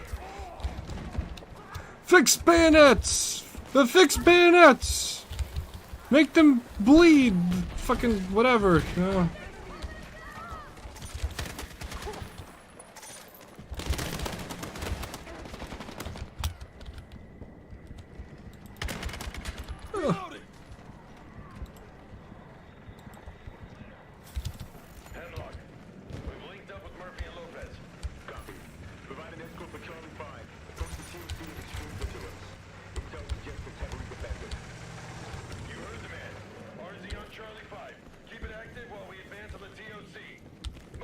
You know, at some point I actually do want to play 6 Days in Fallujah again.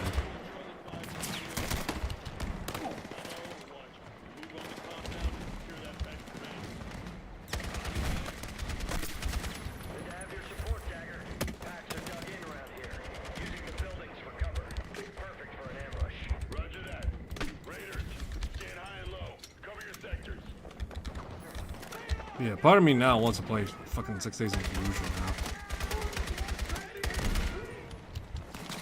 If only 6 Days in Fallujah had, well, at the very least, better animations, at least. I don't really care much else for anything else. Other than, of course, you know, refined AI and such, but, you know.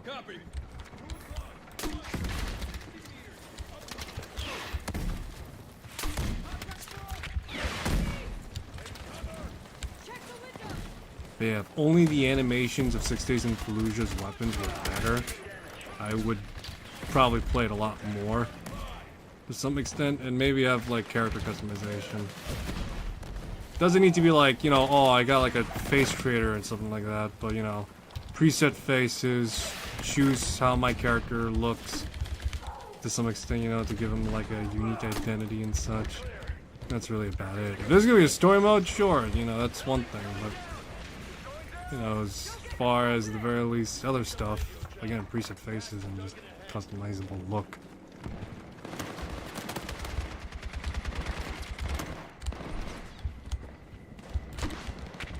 Let me be Jonathan Fallujah, which is something you don't want to ever be, to be honest.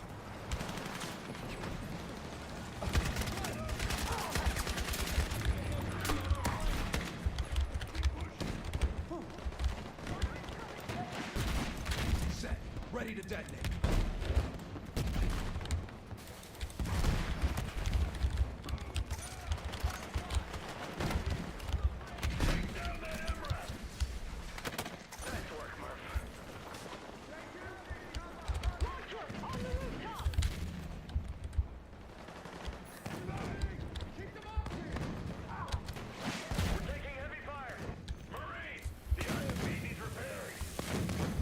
Man, remember this from Battlefield Bad Company?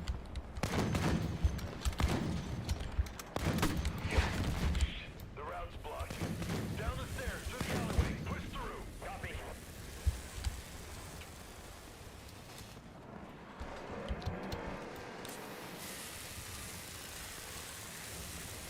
If only it was that simple in real life. You just go up to a weld or just start freaking whatevering it.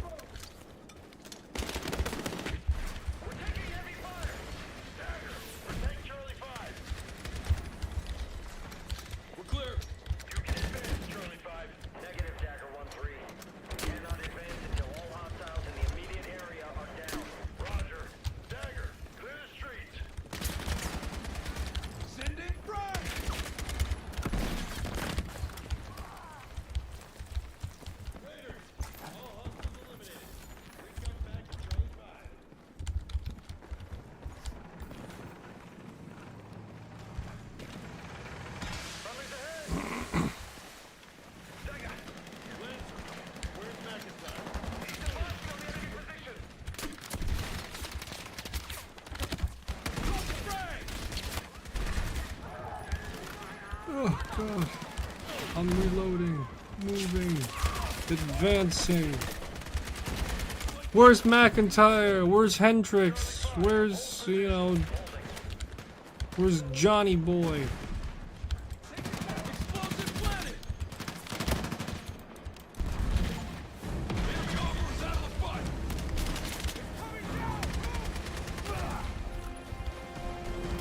Oh my god, there's just so much dust in the air. I'm gonna get myself lung cancer by the time this whole campaign's over.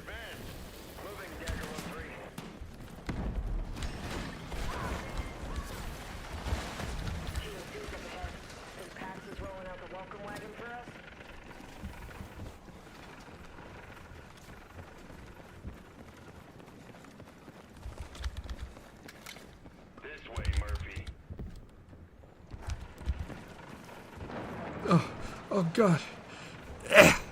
Oh god, I think that lung cancer was for real though. The road's blocked. Roger, Dagger 1-3.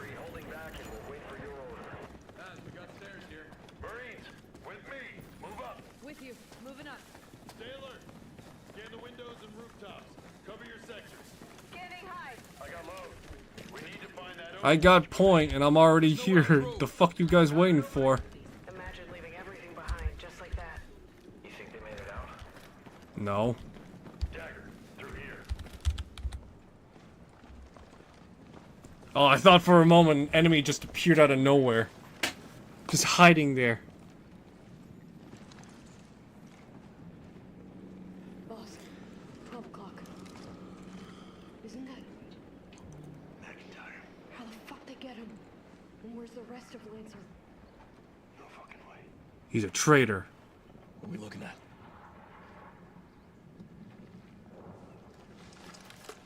There. Between those pillars. Got him. Oh. I got the shot. Just say the word. Negative. Amount of firepower down there. They've carved us up. We need backup. Charlie 5, this is Dagger 1-3. Over. Charlie 5, send it. Confirmed. Hostiles at target location. Copy that, Dagger. Flanking from the east. Give the order and we'll push through. Copy Charlie 5. Friendlies in the area. Wait for my call. Roger that. Murphy, tell me there's a way down. Square's covered. Looks like weapons and ammo. Weapons cache. Pax is covering. Copy. Any way to make it to McIntyre? We got options. Fuck ton of packs to push through. God damn it. Talk to me. McIntyre's gone. No mercy. Alright, listen up, Raiders. Securing this fob is our top priority. Let's not make it personal. What's that? Make it personal? Making my entire personality like a detective in a shitty fucking police cop movie or something? You know how it is, like, it's like my partner died and, you know, now you gotta pay, man. Charlie 5, you were cleared to move in. Roger that, Dagger 1-3. Coming in from your 3 o'clock. Enemy orders, south of the square! Maintaining defensive position. We need to clear the way for Charlie 5. Flank left to right. Use the buildings as cover. Advancing.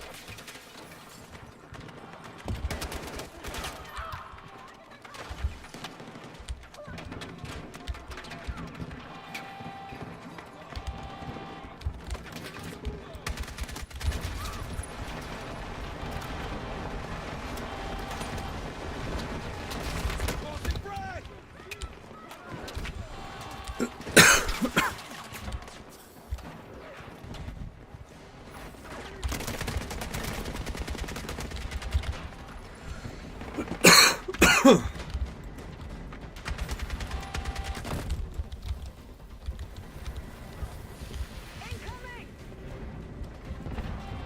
I will say this, I do appreciate DICE's attempt to try and make the story more personal.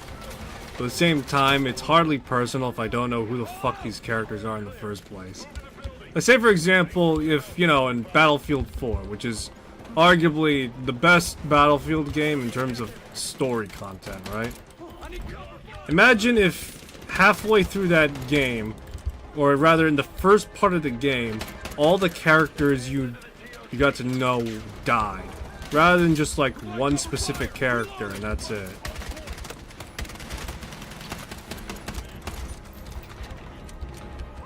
But yeah, imagine if it wasn't just like the captain from Battlefield. Instead it was like the entire squad. Pretty much imagine that, but apply that 50-fold for Battlefield 6. You got a bunch of characters dying left and right, and there's supposed to be like this like really personal, you know, thing going on with them, right? McIntyre had Carter with the fucking Operation Anger or whatever the fuck in 2020 and such.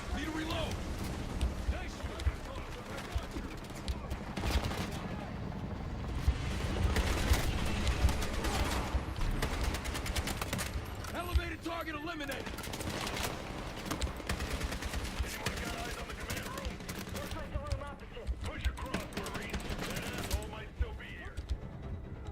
Patch me up! Patch me up, Carter!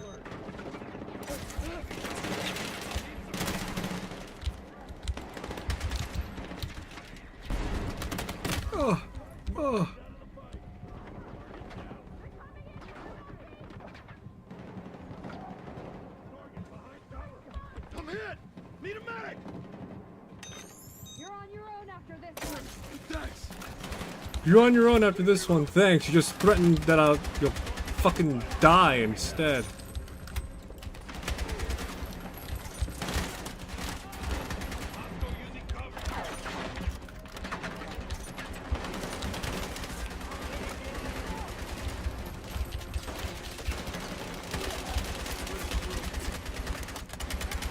Reloading! Cover me!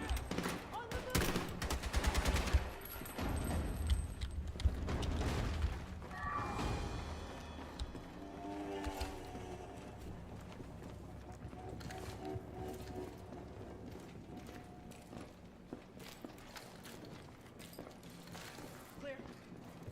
Clear. Room's clear. Conduct SSE.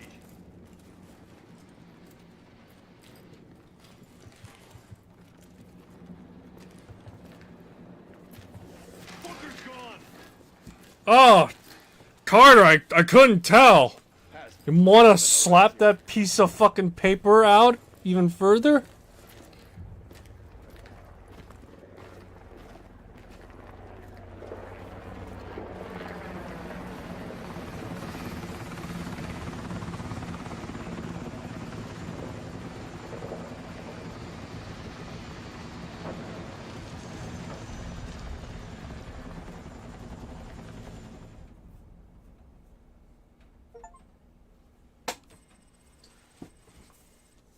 The world as it's commonly known has crumbled. Alliances that held since the end of World War II? Gone. All the traditional assumptions about who's on whose side? Gone. Why? But you know. This isn't a case of like fucking Germany rising up to be the Third Reich, or you know, Italy becoming a fucking fascist dictatorship, or Japan becoming an imperialist, you know, force. This is just a PMC that seized power. How the fuck is this a problem? Maybe they're pros. Maybe the same way you got. This isn't fucking. This isn't Ferdinand being assassinated. This is fucking. This isn't Franz Ferdinand being assassinated or anything like that. This is just literally a fucking case of PMC gone rogue and getting too much power. How the fuck did nobody across everyone in the UN, fuck, even Russia, you know, China, Korea, the entirety of Korea, fucking North and South, not put a stop to this, just be like, oh, well, you know, they threatened our power, so, you know, we gotta put them down. You know, like in Cairo. You don't trust us? Like in another fucking flashback! That's why I sent you to Cairo. I knew you could handle little things like an impending civil war. And the Egyptian president cutting a deal with Pax to help the army. And Faik Salim selling intel to Pax. I wasn't sure about Salim. That's why I needed you for confirmation. Well, you guessed Georgia was a heist. Pax was there to steal something from us. Yes. I had to find out if they were willing to use it against us. We had one good unit on the ground. Special Missions Unit 777 under Ibrahim Al-Khatib. Oh my god, so dramatic. I should remark that I don't care much for the fact that the story is bad.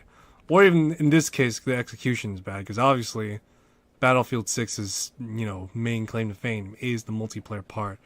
But holy shit! This is a legit, like, fucking throwback as to, like, how fucking bad it is, to some extent, is how I would interpret it. Like, holy shit. But yeah, like, holy shit, that is some serious, like, early to late 2010 cheese right there. It's like every trope you see, like, parodied in, like, the mid-2010s with, like, people being, or, you know, with the story writing being, like, fucking, like, so bare minimum and, you know, all that. It's so hilarious to see again. Oh, jeez. But yeah, it's just genuinely hilarious just to see this type of writing again. When Call of Duty does it, it's annoying. When Battlefield does it, it feels the same way, but also partially endearing in a way. Because just like, yeah, let's be honest, you're not playing this for the story. And Battlefield 6 knows you're not playing it for the fucking story. You're playing it for the fucking ground action and such.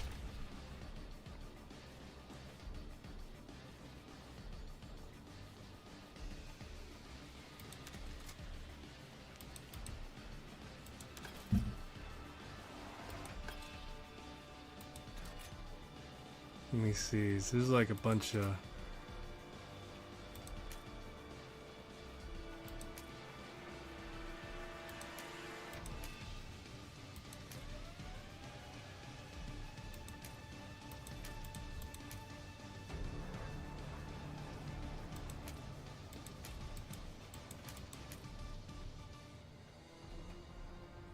Challenge expert. Seriously?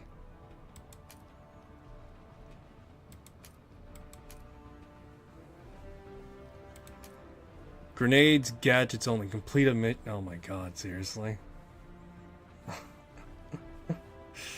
Oh god. Alright, let me see.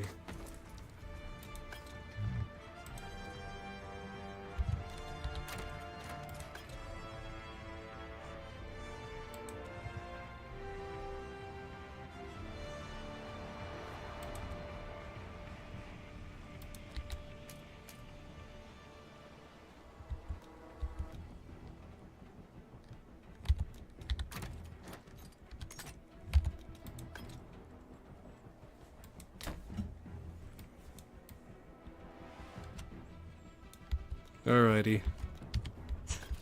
Battlefield 6, everybody. God. Oh, that is some serious fucking grade A mid 2010s 2000s cheese right there though. Like holy shit. Alright, let's move on to something else now. Fucking. Alright, so it's getting late on my end, but I'm not willing to end just yet. I'm willing to push through because it's like early in the morning now. But I got nothing better to do tomorrow, so you know. It's raining as well, so.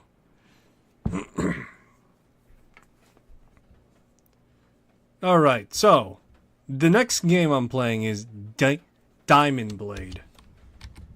What is this game, you might be asking? Well, I'll tell you.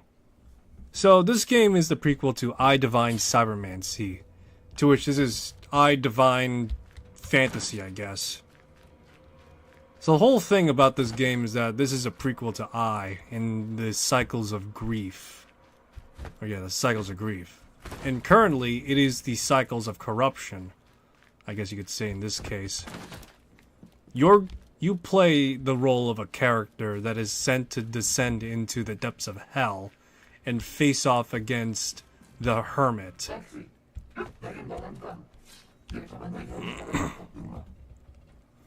But yeah, you are sent to face off against the Hermit. This person that was once upon a time a legendary, venerable character and person of, person of great prestige and power, but now has fallen to corruption, and it is up to you as some dude that was poor and unfortunate to be selected. But yeah. You are chosen to pretty much be selected to descend into the bowels of hell and face off against him. And you get to play as not just, some dude, or rather I should say, you don't get to play as like a particular character, but you get to play as your own character, as you could see here, male and female versions of certain character, of certain sex. Two factions you might recognize if you're familiar with I Divine Cybermancy, because I actually did do some light reading a little bit. But you have Coulter Day, the, for lack of a better word, knights. The knights, the crusaders of this whole exhibition.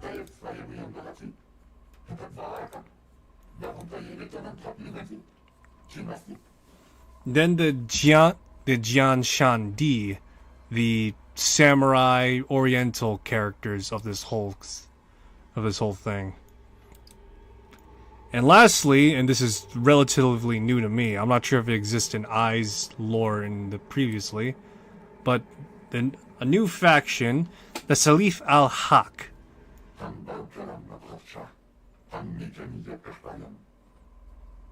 But yeah, the Saif al-Haq. And I'm willing to bet, because both Coulter Dai and Jian Shan Di, this probably also translate Sword of God or something like that. Because all of these characters, they're all sort of God, but in their own languages. So Jian Shan Di is like a combination of like Chinese and I imagine somewhat Japanese, but Chinese is more particular because of like certain names like the Shuang here and such. Coulter Dai is Latin and more particular European. And the Salif al-Haq, you could probably already put two and two together, it's Persian / Middle Eastern. I'm playing as Jian Shan Di because, fuck you, that's why. As much as I love playing the Coulter Safe and such, I'm not doing that. Actually, maybe I should play as Coulter Dai for a while. Alright, but yeah.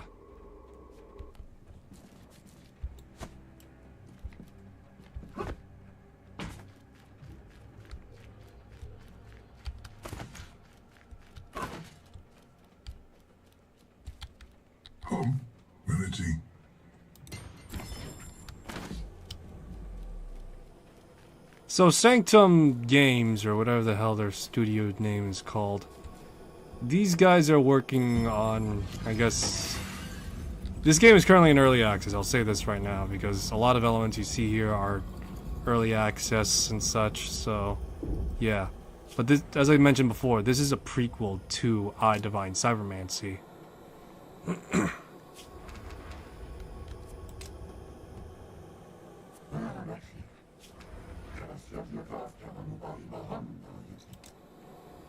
But yeah, with this being a prequel to I Divine Cybermancy and before the Cycles of Grief, here in Daimon Blade, you specifically are fighting melee to melee.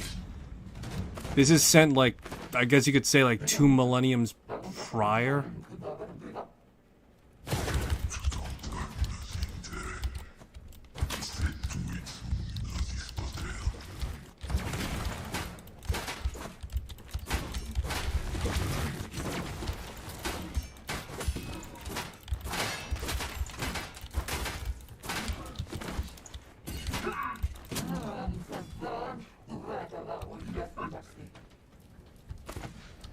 Alright, but yeah, this is...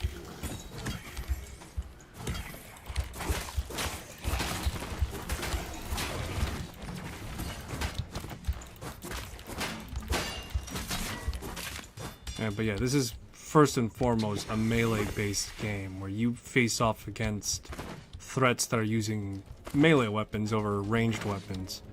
I saw some people review at the very least and wonder why the fact that you can't use guns in this game.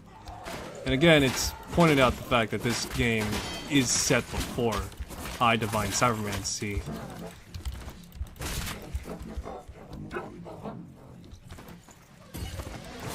Yeah, with this being set before I Divine Cybermancy and the relevancy of firearms not being commonplace,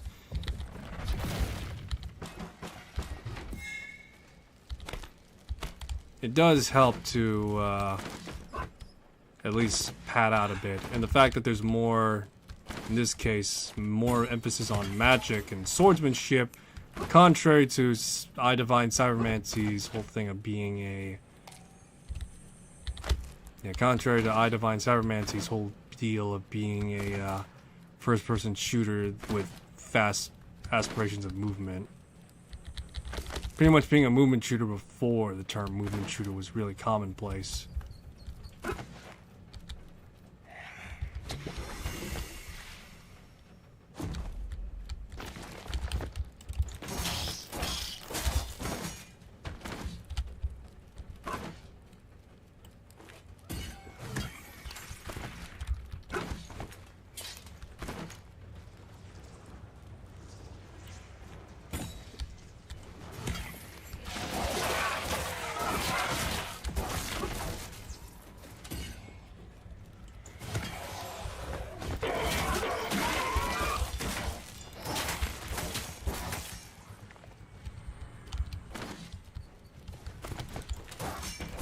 Alright, so I'm trying to find like things to talk about this game specifically because there's a lot of things to dig into. I did some light reading into how this fits into I's lore a little bit. Pretty much it's kind of sort of like Warhammer lore.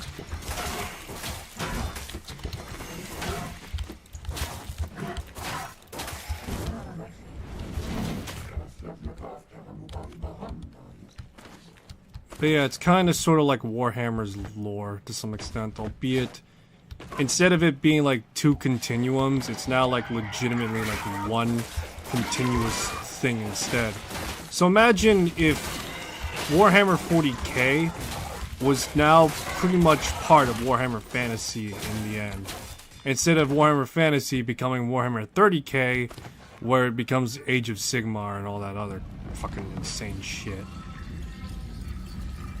Pretty much imagine that, but apply fantasy to 40k, and then bam, you got yourself I Divine Cybermancy to fucking Daimon Blade.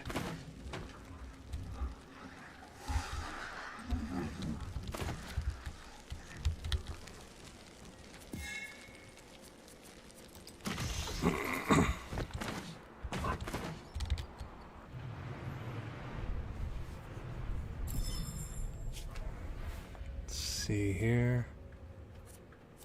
Deadly Sewers Collector.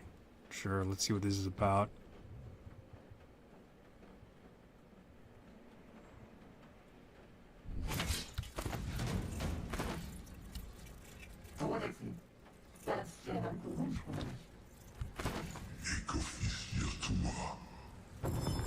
Energies converge, grow strong, or die. Climb or die. Great.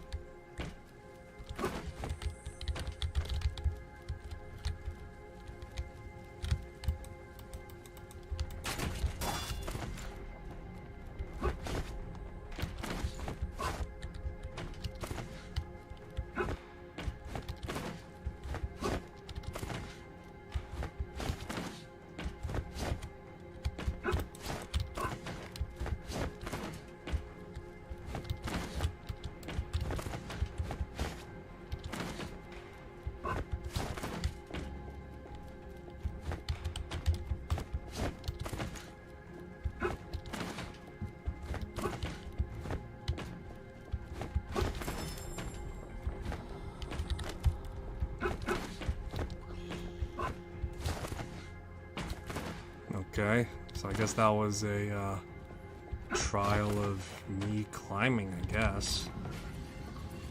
How does this work? Did I miss something?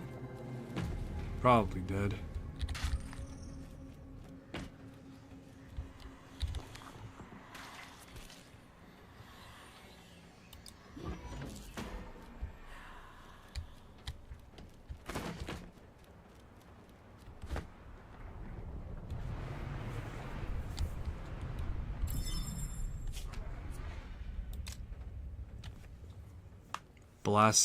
Blasphemous South.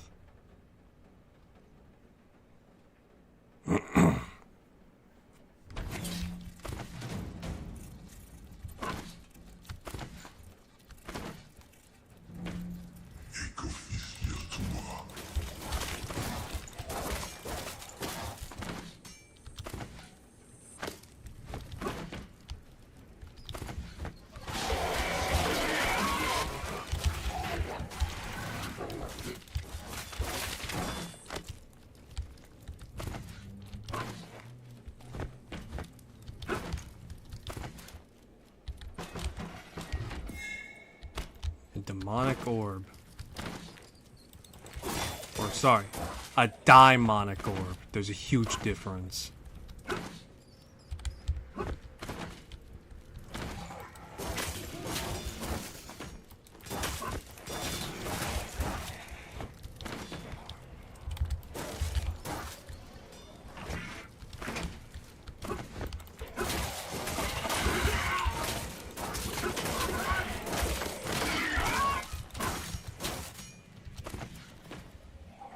There actually is a difference. I'm not saying that just to be funny.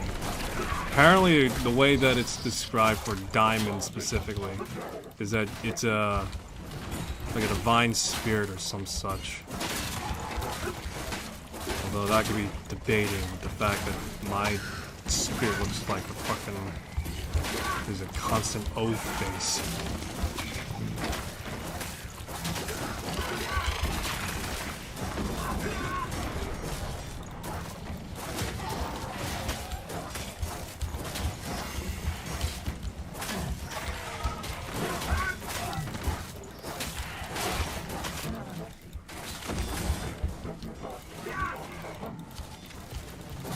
Oh boy, they're coming for me, boys.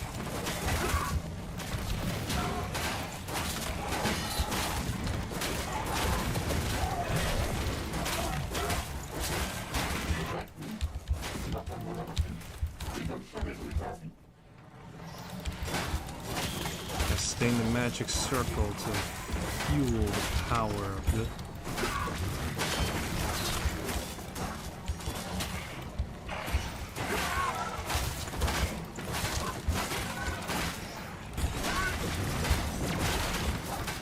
Aish.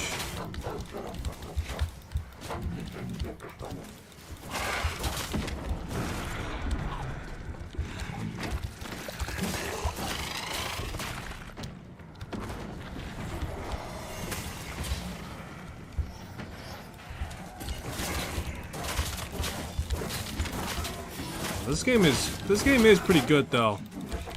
I'm a little disappointed by the fact that while this is technically an I game, it is lacking firearms. So 0 out of 10 on the sense of that it can go from full auto to fuller auto. What is this horseshit is what I'm saying.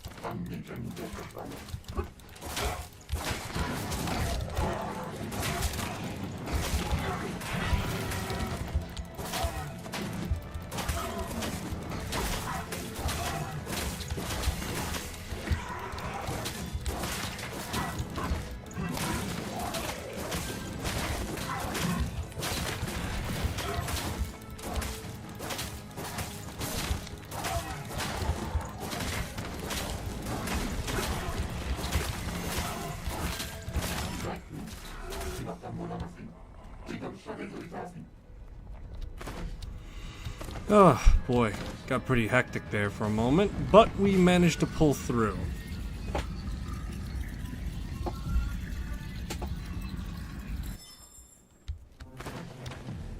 What's this now? Something good? A new diamond weapon.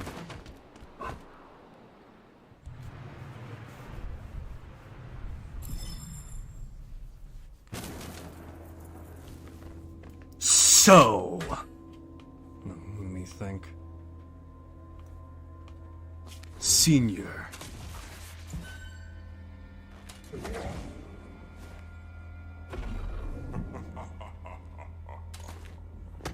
Huh.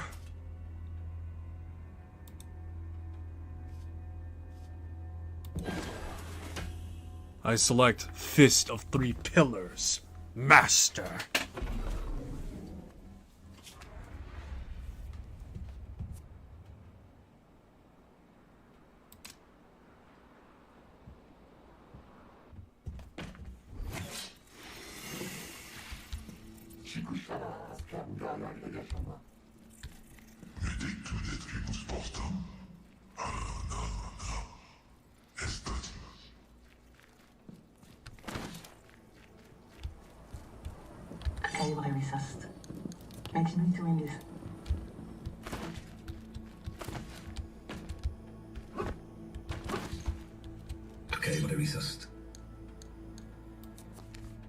Let's see here.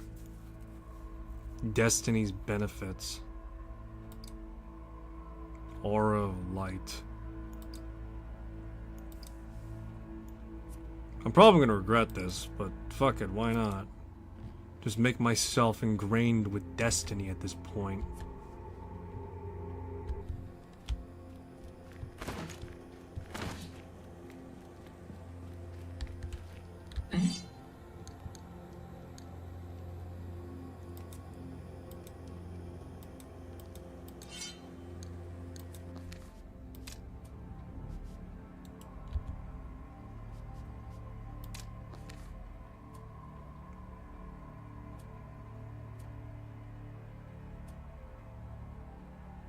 Passive melee overblow.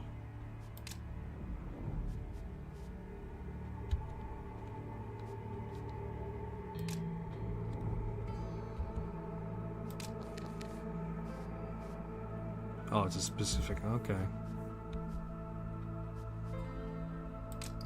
I should remark that your character does not normally look like this. It normally looks like this, but because Early Access got a special thing going on for it. To be more specific, if you get this game while it's in Early Access right now, you pretty much gain access to specifically a free DLC called the Secreta Satorum early DLC. It's free, and it's only specifically if you get this game in Early Access. You pretty much get cosmetics that make you look closer to I Divine Cybermancy to some extent, and in theory how the Order would look in the future.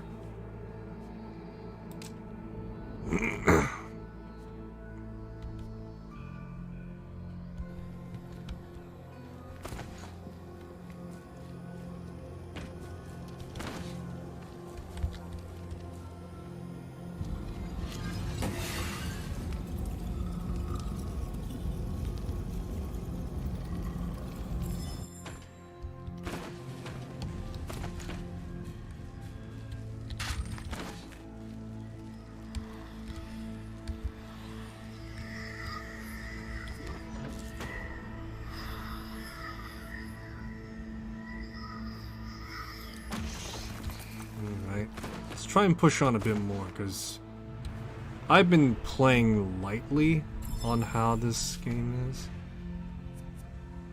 Zone 5. So let's go. The Wet Caverns, West area.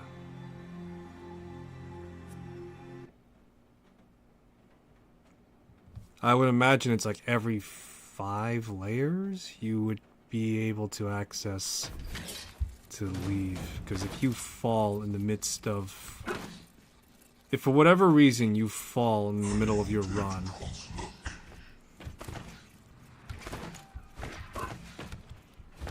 if you were to fall in your run, and specifically you fall due to corruption because you can be resurrected over and over again, you will lose chunks of your loot.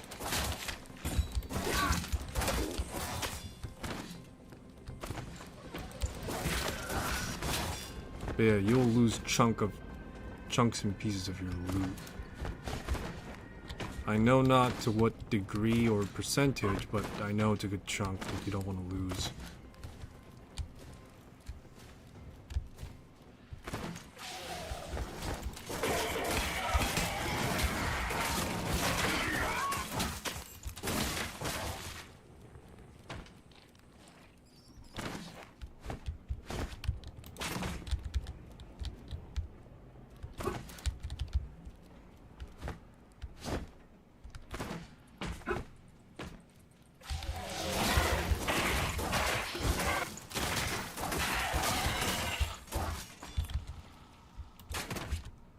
guess the way that this game compensates for the fact that you don't have many ranged options is by, in theory, adding your weapon to have...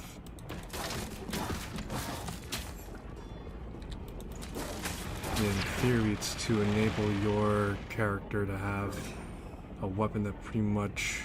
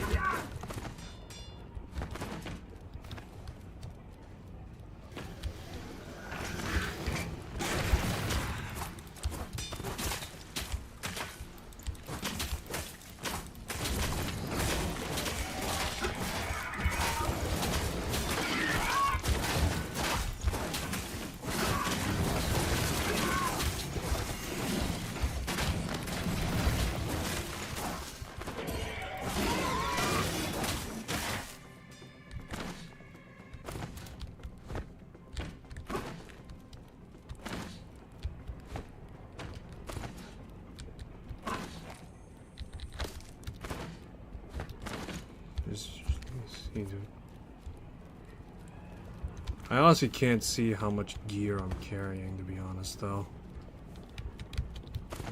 I swear to God, if it's B again. Nope, alright. But yeah, I don't know how much gear I'm carrying, to be honest. I don't know what goods I got and so forth, so I don't know, like, all the finer nuances of what I'm carrying. There's one thing I would like to point out is, as well as a bit of a point of improvement, is that the grapple move is instantaneous, which is fine in theory. But yeah, in theory it's fine, but in practice I do feel like having like something to tell you that you actually are moving from point to point would be better, I feel like.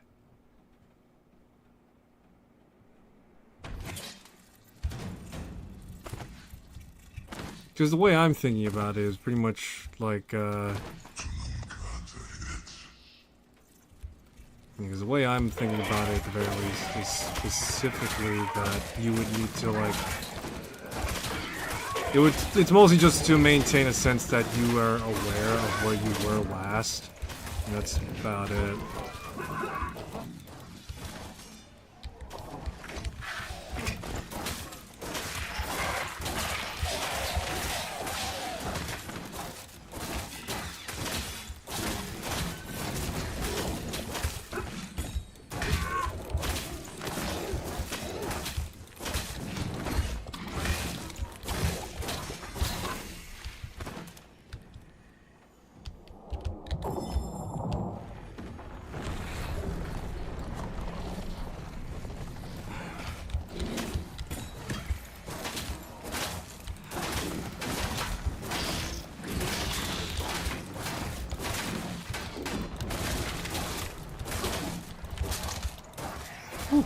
Boy.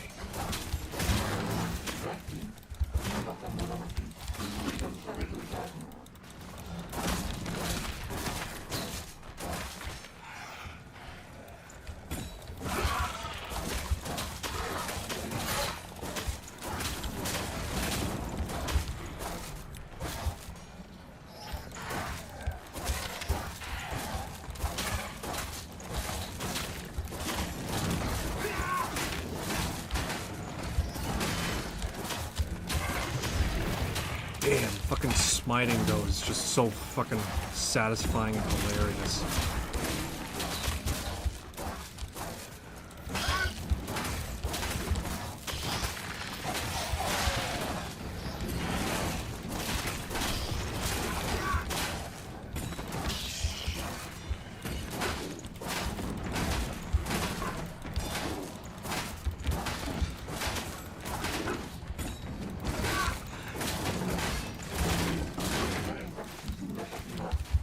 Honestly, the shield enemies are just a pain in the ass, though.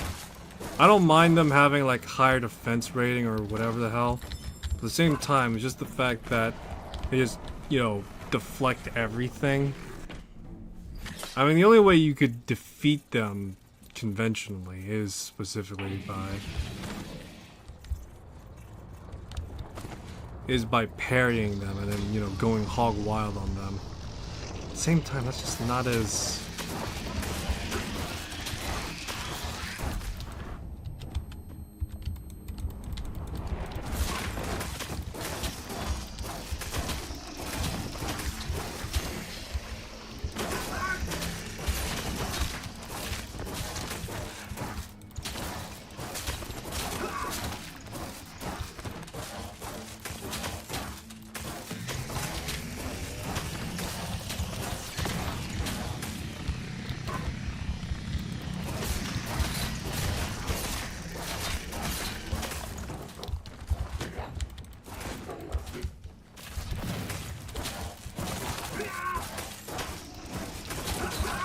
Deus Vult!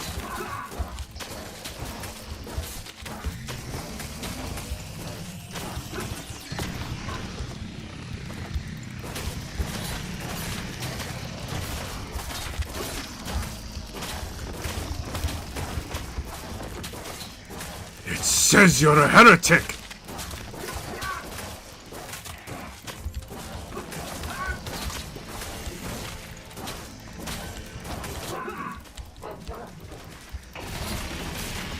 In the name of God, in the name of God, in the name of God,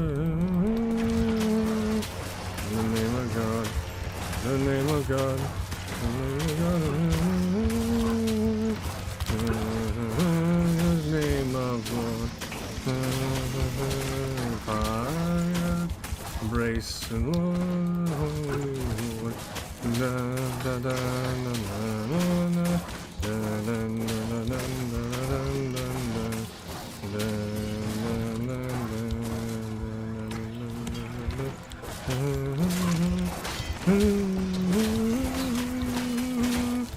Apologies, I'm going on a whole crusader spree right now.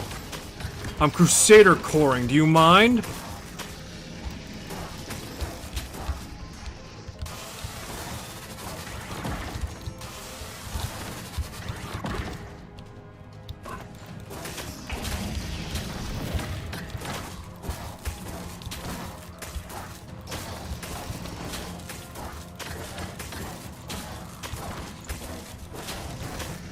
I don't know if I'm doing this fight right, to be honest. I think I'm doing it wrong.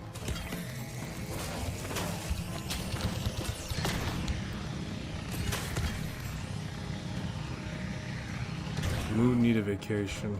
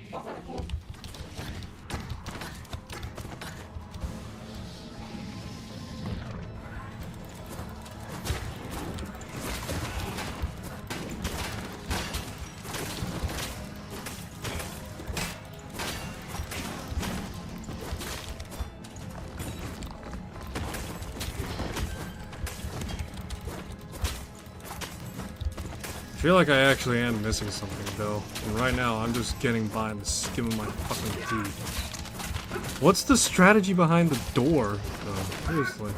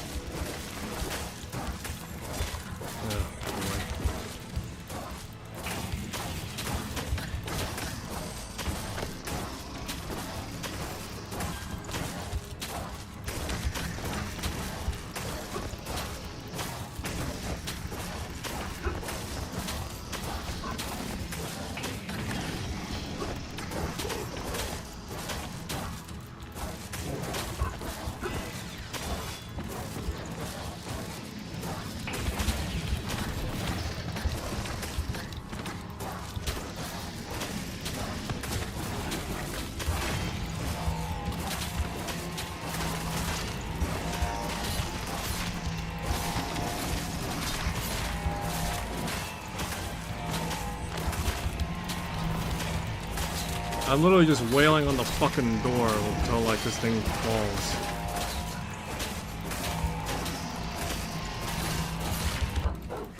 This is my strategy, just wail on the door. Pray to God that it works.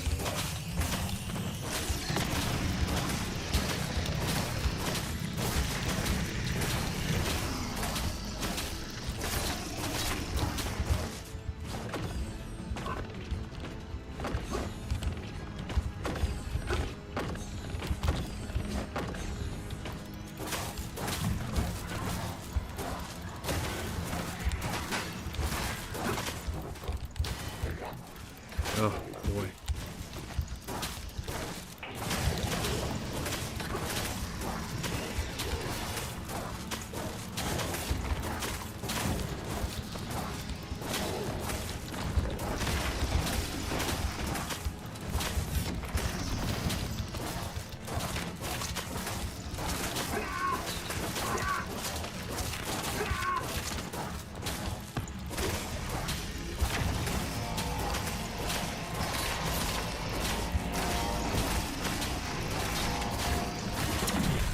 Oh my god, the door is fucking slain.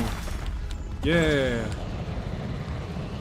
I think I might have accidentally caused Armageddon.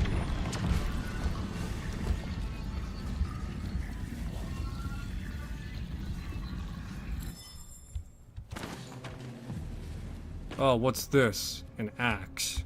Great. Choose your reward. My reward was an axe and I got spat on.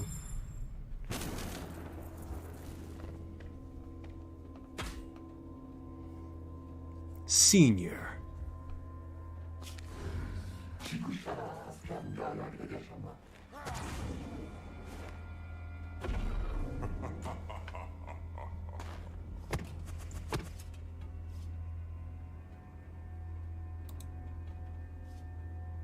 I cancel that.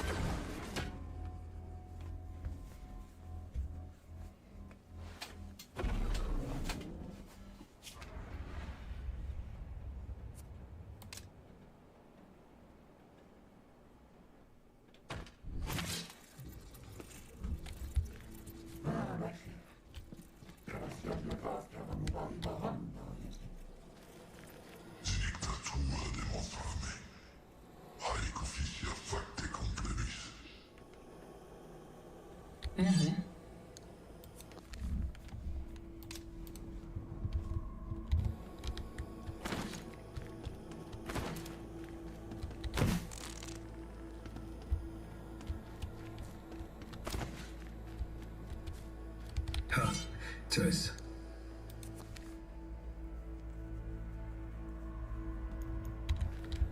Alrighty.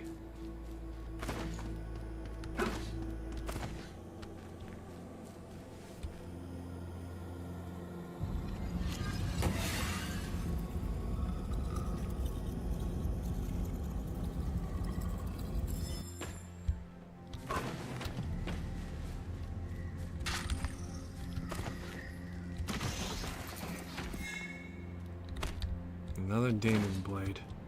Or Daimon core.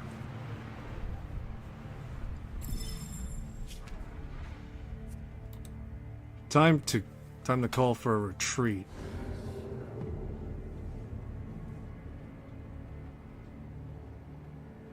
Look at that though.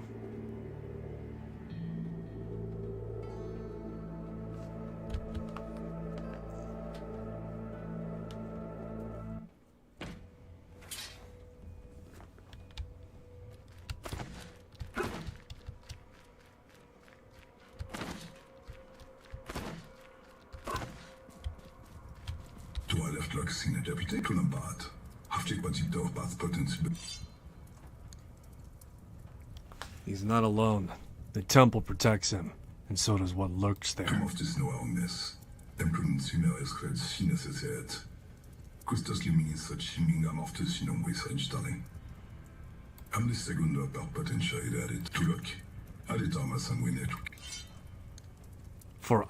For Secreta, let our enemies burn.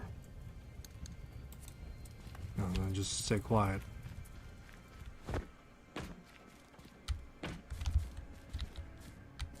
Fucking training master here is just fucking whatevering.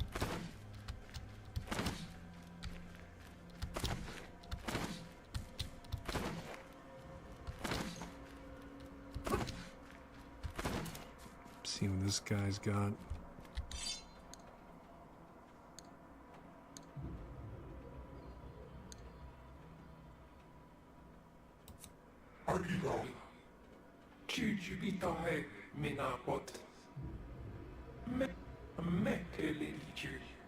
Said non-incense oil odors.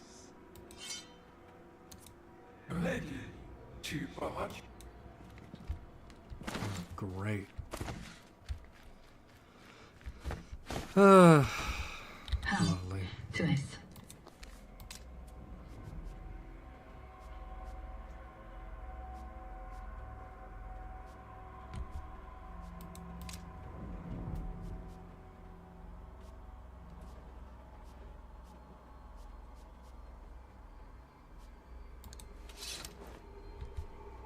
Sword and board. Alrighty.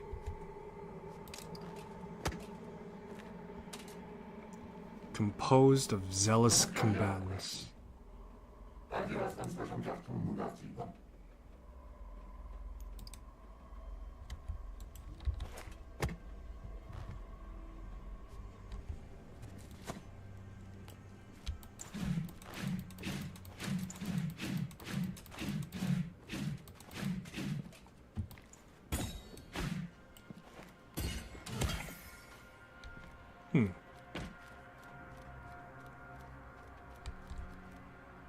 It's interesting to see here, though, the fact that you have, like, Cultist Day, as well as John D. Yeah, John D. and such. It's interesting to see them all here. and not at each other's throats trying to fucking kill each other.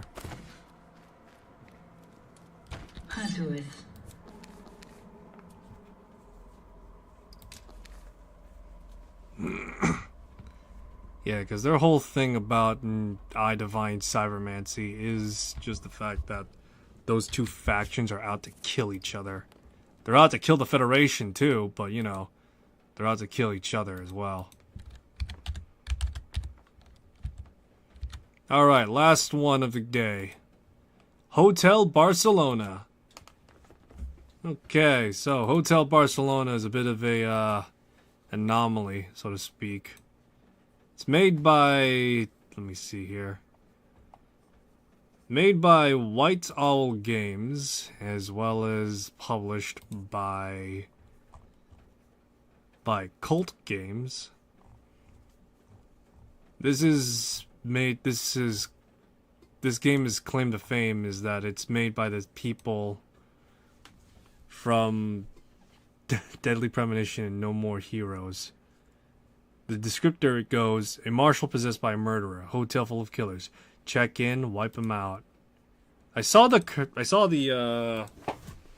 of the ads for this game on YouTube and such, and so it's curious to see what this game's about.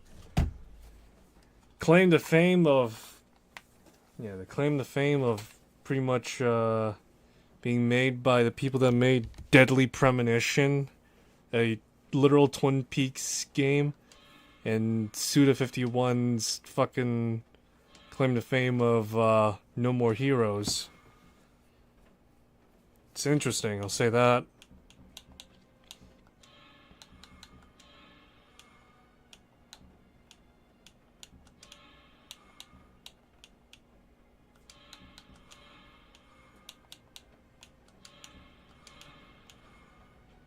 Alright, this is the best I'm getting then. I'm gonna play this in English for a moment. Let's see how this goes.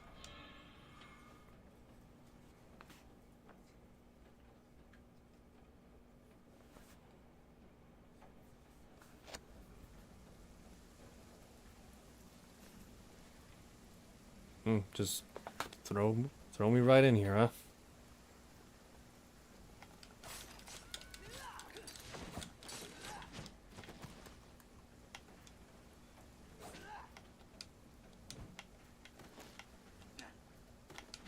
What's all this, though?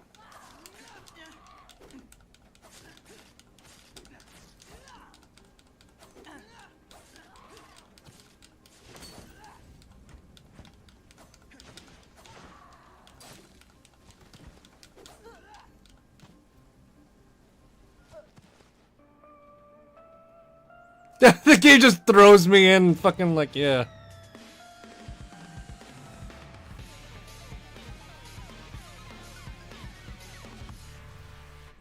Hotel Barcelona. Well, that was an anticlimax. I wonder who decided to make that choice. Was it Suda or was it someone else? Finally awake, I take it. This bed's so comfy. Impressive you were able to sleep at all, considering the situation we're in. Excuse me? It almost sounds like you think I'm some sort of brain-dead idiot. Is that not the truth? Just so you know, I haven't gotten a single night of good sleep since you possessed me, Buster. And yet, look how spirited you are. Besides, thoughtlessness can be useful in the right circumstances. Yes, a thoughtful person would never be able to serve as my vessel.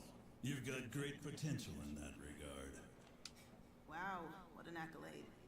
I finally make it all the way to this beautiful hotel. And I can't even enjoy myself. Oh well, at least I still have the breakfast buffet to look forward to. What are you babbling on about?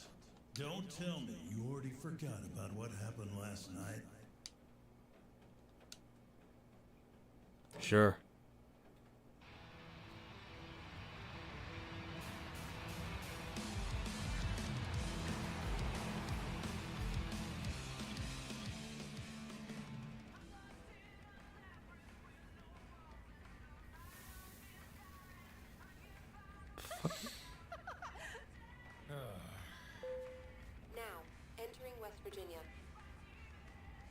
There it is again.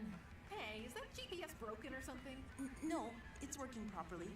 We're going through the mountains now, and we keep crossing the state line whenever we hit a curve. You mean this is the 6th time we've crossed over into West Virginia? Fuck. Now, entering Pennsylvania. What? I thought we just went back into West Virginia. All right, that's it. Shut it off, driver. I don't want to hear another word out of that thing. But this is a government-issued navigation system. And besides, I'm a U.S. Marshal, not your driver. Whose taxes you think the feds pay your salary with? I'm an honest taxpayer, bitch. Shut up and do as I say. You're not even supposed to be in this car, man. People always say you're not supposed to pick up hitchhikers these days anyway. Black Cat. Don't you know that hitchhiker is a derogatory term? Hitchhiker is, sir? That's right. We live in an age of diversity now. You need to select your words more carefully. You heard him, you bigot asshole. You probably shouldn't be calling me Black Cat, then. Whoa! You trying to say the exterminator's racist? Hey, now. You need to simmer down a bit yourself, pussycat. Huh? Using your status as a taxpayer to threaten a public servant isn't just harassment. It's occupational discrimination. And I will permit no manner of discrimination. I'll shut up all the bigots, even if I need to rip them limb from limb. Because I'm a guardian of justice. What? Sole ethical authority that the human race needs. Mad fury. Better watch your mouth around me, unless you want to get banished. I take back what I said. Just forget that whole convo. Now, entering West Virginia.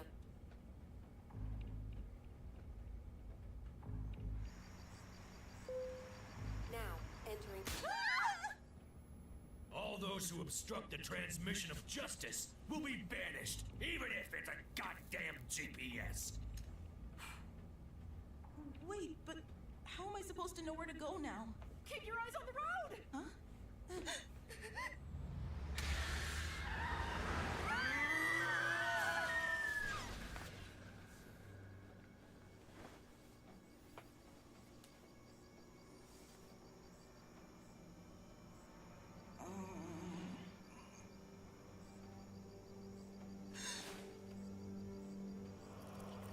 Oh shit! Triple shit! I had a feeling this would happen. Last night, we were in the process of escorting that mob character to Hotel Barcelona so that he could take care of all the vile criminals who gathered here. I remember that much. Then, a strange group of people barred our path, forcing us off the road and into the forest. In the end, the exterminator's head got split open like a fresh watermelon, and you failed your mission, correct? Look, I'm not disputing anything. I'm just saying I'd like to go check out the breakfast buffet first. After I eat a full breakfast and organize everything in my head, I plan to deliver a full report back to HQ. Oh, there won't be any need for that. What? Just take that mob character's place. Eradicate the criminals in his stead. What? But I could never. Don't worry. I'll be happy to give you all the help you'll ever need. You don't mean... Why the long face? I'm telling you, this is your big chance. You volunteered to be their driver because you wanted to capture the witch, didn't you? Well, yes, but... Then what are you hesitating for? Do you think the witch is really here in this hotel? Yes, I'm sure of it. Well, how can I even trust you in the first place? Just nod and say yes. I'd never lie to you. Only weaklings need to rely on lies. And besides, I made a pact with your father, so it's only right that I help you chase her down. But if that pact's so important, why won't you tell me anything about it? Don't make me repeat myself. The rules of the pact prohibit me from speaking about its details. How convenient. Go figure. All done whining? Good. Now hurry up and get dressed so we can begin the killing. Be sure to check out the hotel map on the wall next to the minibar. I'll show you where the scum are most likely hiding. Me, myself, and I talk with Dr. Carnival. Seems like this area has been turned into an all-purpose leisure facility. Indeed. Let's head to the campground first. The campground? But why? Because it's the perfect stage for the carnage we're about to create.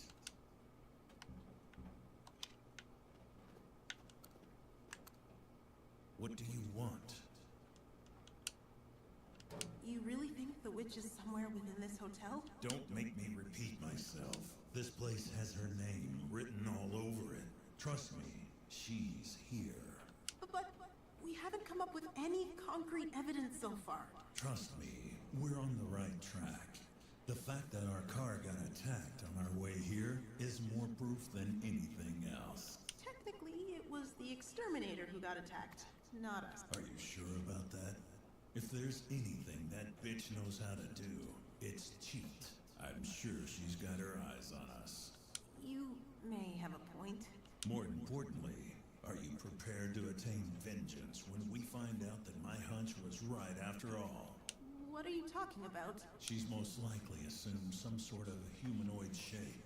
I don't want you turning tail and running when the time comes. Don't think I've forgotten how much you humans excel in rationalizing yourselves away from murder. You don't need to worry about that. I want to avenge my father. I certainly hope so. In the meantime, I'll trust that your human shortcomings won't pop up at an inopportune time. If you require conversation, I'll be happy to humor you. What do you think you're doing, servant? I thought I told you. We don't have time for breakfast today. There's a map of the hotel. Fine. Alrighty.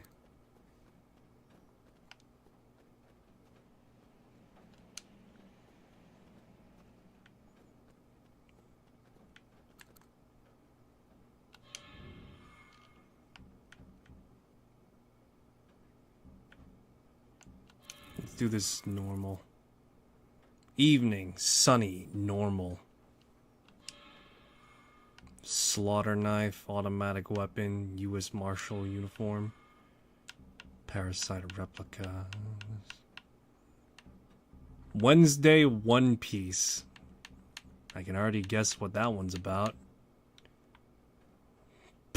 Jesus fucking Christ. God damn, Justine's stacked.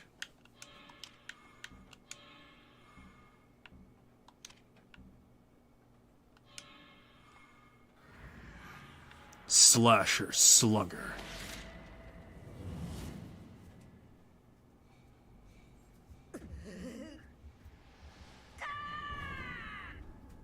Soon it'll be raining blood. Stay away from the lake. That campground's cursed. Got a death curse on it, yes sirree.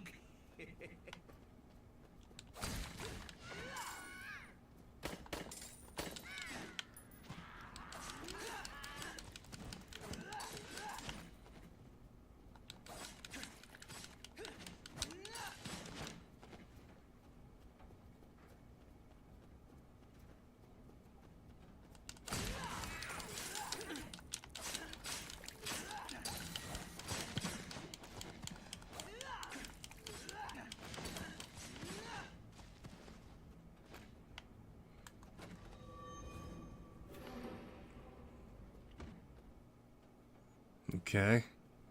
What's going on here? I'm curious.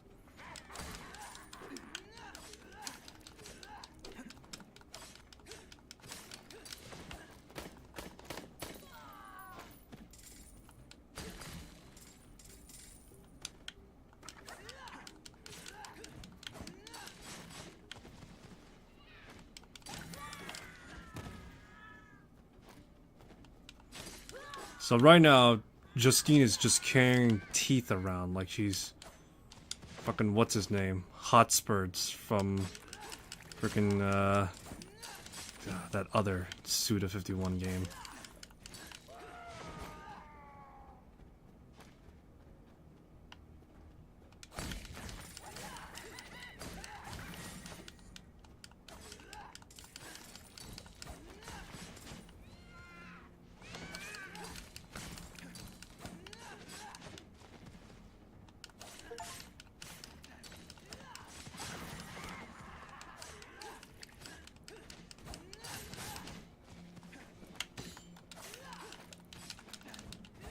Okay, so you don't got dodge. You instead have a block button. Okay, that's a choice, most certainly. Got a free key. I don't know what's going on, man, alright? This is my first time playing, if you haven't noticed. I feel like there's supposed to be some fucking music playing.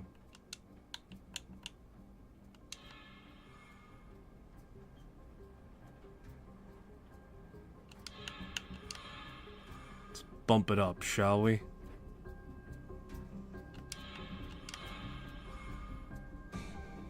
There we go. Now we're cooking. Now we got something going on. It's a little quiet for a moment, that's why.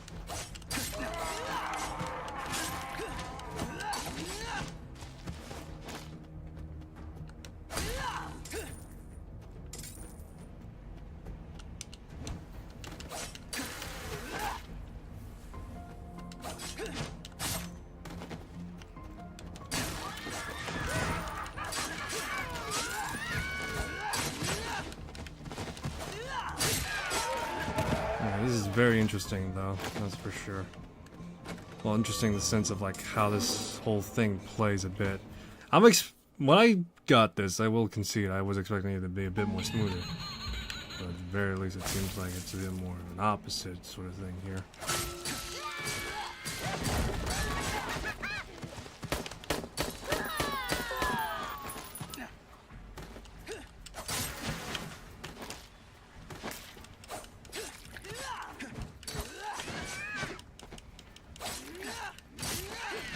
Seems like it has the sensibilities of a hack and slash game, and yet it doesn't have those same sort of norms, so to speak, you know? It's got the norm of being a, it's got Metroidvania, obviously, but more importantly, it's also got the...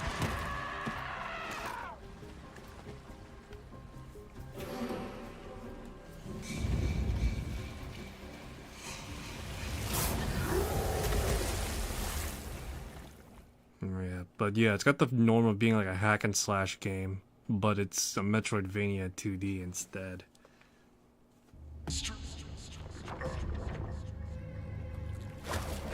Fucking Friday the 13th, Jason. So who's this gonna be? Hasten?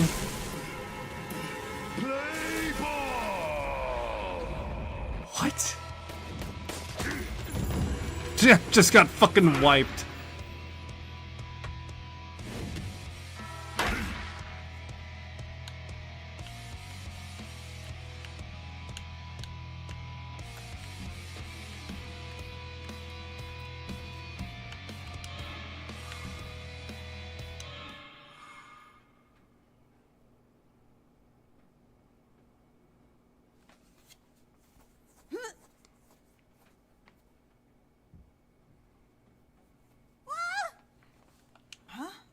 Wait, is this my room? But what's all this heartburn coming from? I feel so sick. That's a side effect from the loop. Loop? This place is trapped with some type of barrier that warps you back here whenever you die. That sounds really bad. Relax, you fool. The fact that we can still communicate is proof that your soul remains uncorrupted. I'm sure the barrier will dissipate once you find and defeat the witch. How do you know? It's just the way things work. Oh, great. Something's in the closet. Let's hope it's not a friend. Can you hear me? Huh? It's Tim! Said that Okay. just now? Hey, you. There it is again. You can hear it too, right? Over here. Come here. It appears you've got something lurking in your closet. I, was hoping things wouldn't get any more horror-esque than they already are.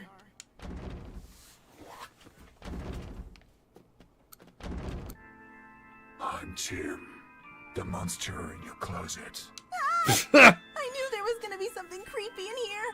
Hey, why are acting so frightful? I'm on your side. My side?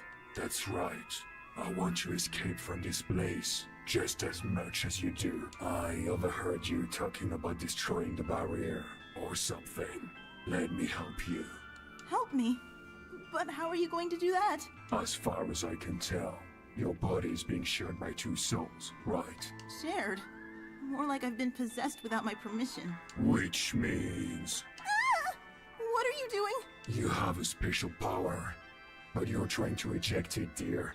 Your soul link has yet to be completed. If you were to accept that other soul, dear, it would surely grant you greater strength than what you have now.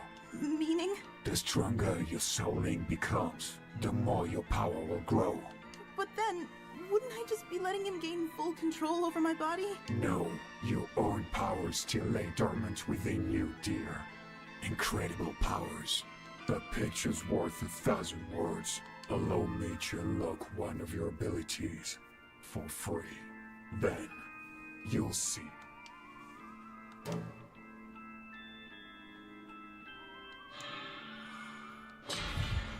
Carnival Awakening.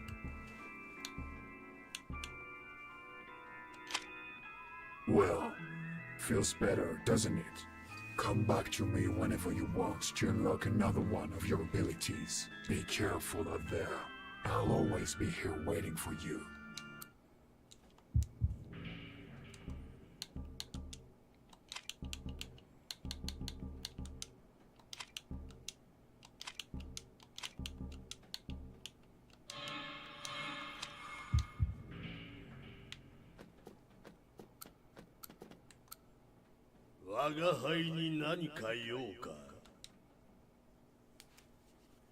あの、ウィッチを倒さなければこの結界からは出られないそう言いましたよね。ああ、間違いない。こんなゲートができるのは。それってループのことですか？そうだ。どういう仕組みかはわからんが、死んだ者の魂を呼び戻し、いかにも奴らしい陰湿で手間のかかるやり方。じゃあ本当に決着がつくまではあれを繰り返すことになるんです。そういうことだ。何をそんなに気にしているのだ。いや、この胸焼け本当にきつくて、これがまだまだ続く。なんだ貴様、命よりも胸焼けを心配しているのか。悪かったですね。食い意地の張った貴様にとっては節制を学ぶ良い機会ではないか。あなたに節制とか語られたくありません。何を言うか。我が輩はこう見えて優秀なドクターだ。貴様の主治医だと思って忠告を受け入れろ。いや、それだけは勘弁してください。バカなやつめ。なんならその胸を切り裂いて心臓ごと胸焼きを切除してやるというのに。だからもう、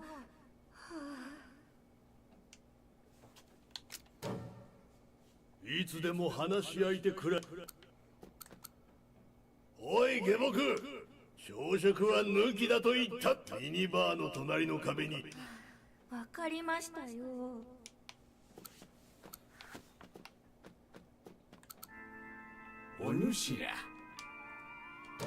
Let's see. What can I unlock?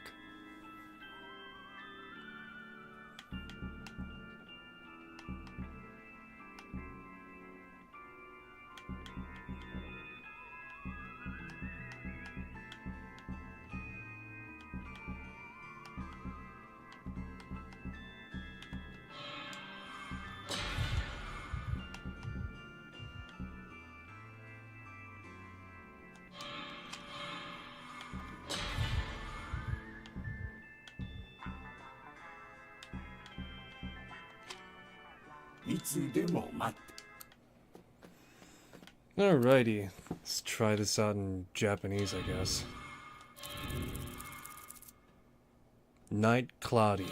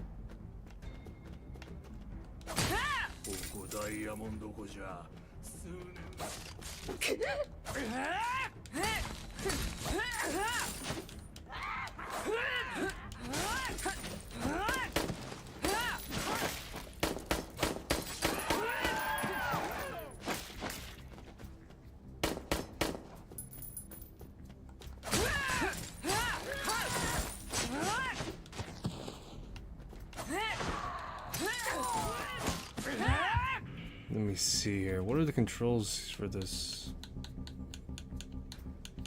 It's because I want to...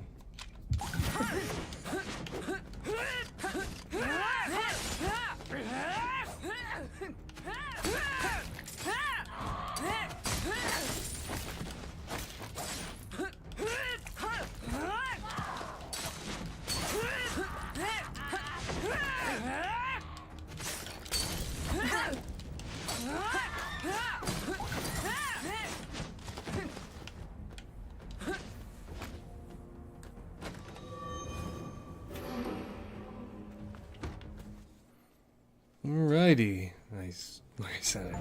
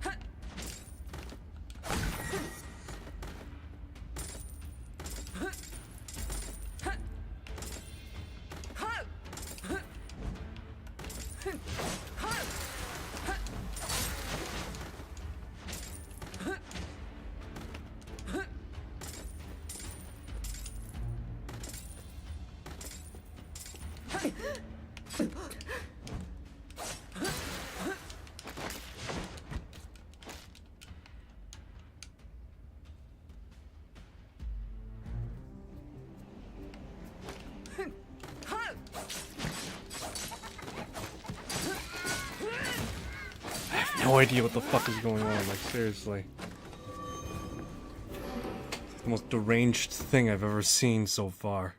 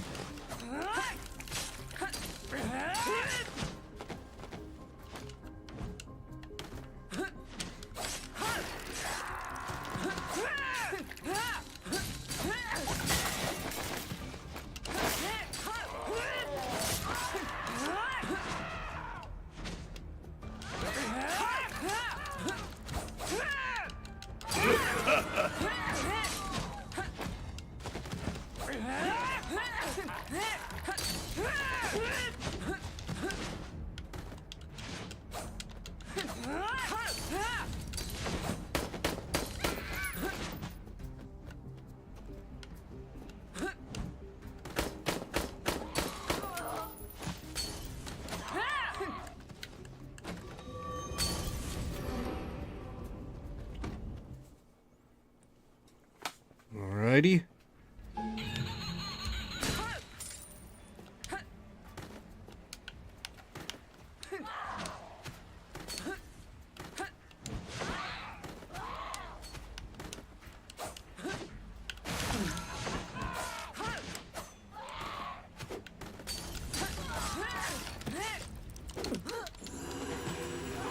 Oh no, I died.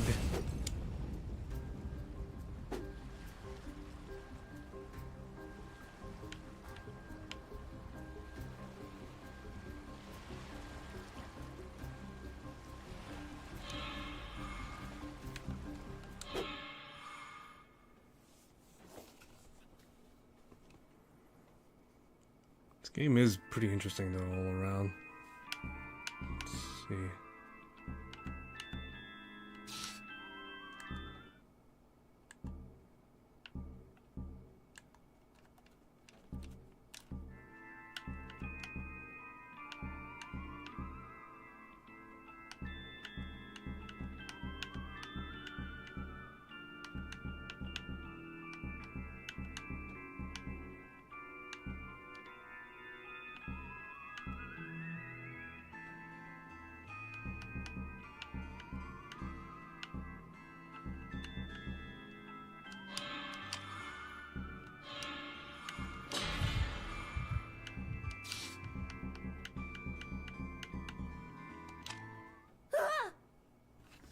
Ugh.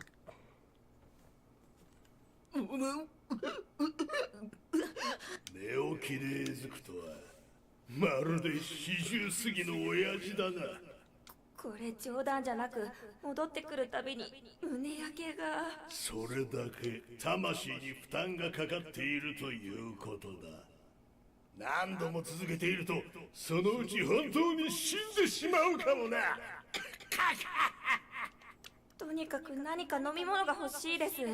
新鮮な生搾りジュースとか。このままだと冴えているな下僕。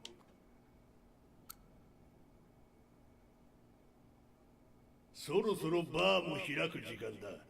ホテル内をもう少し探索してみるタイミングかもしれないな。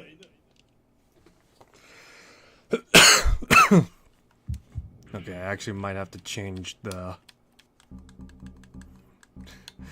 Sounds as though I don't like the Japanese voice acting. It's great, but it's, I'm not sure. I think I would want to hear the English hammy acting. Let's see.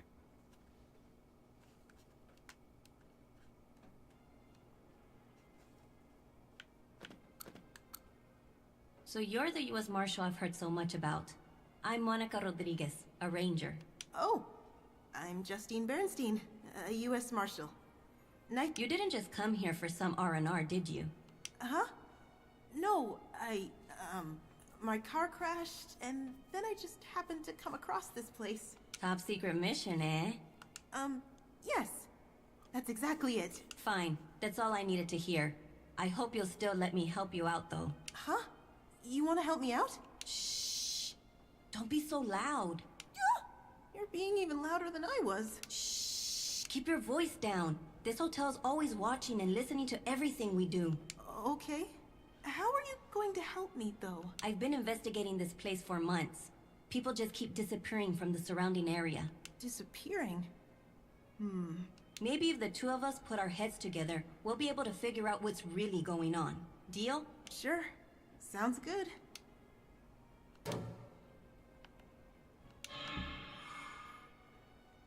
Slaughter and bone slice. Slaughter cleaver. Axes, bone saws. Long barrel handgun. Damn.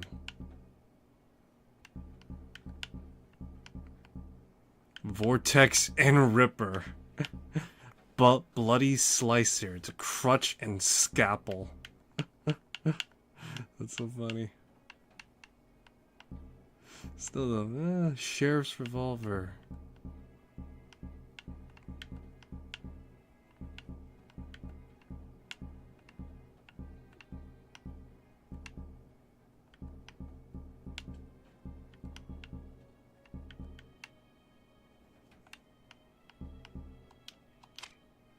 Let me know if there's anything I can do to help. You're Miss Bernstein from room 217, aren't you? That is not the type of voice I'd expect coming from the bellhop or the attendant. Welcome to Hotel Barcelona. How are you enjoying your stay so far? Enjoying? It's fine, I guess. It's a luxury hotel, so it's definitely way better than my cheap apartment. I'm very pleased to hear that. Here at the front desk, we're always ready to meet our guests' various needs. From pillow type to cleaning time, even down to type of newspaper and coffee beans.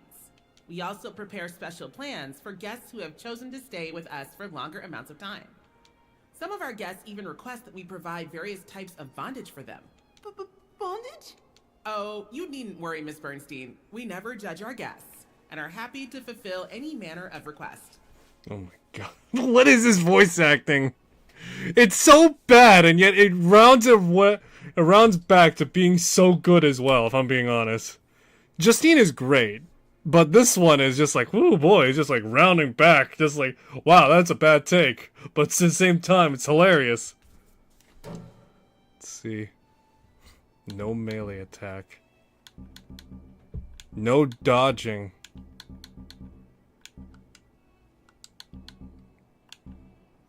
Falling means instant death. Sure. Lethal water. Getting wet once. Instant death.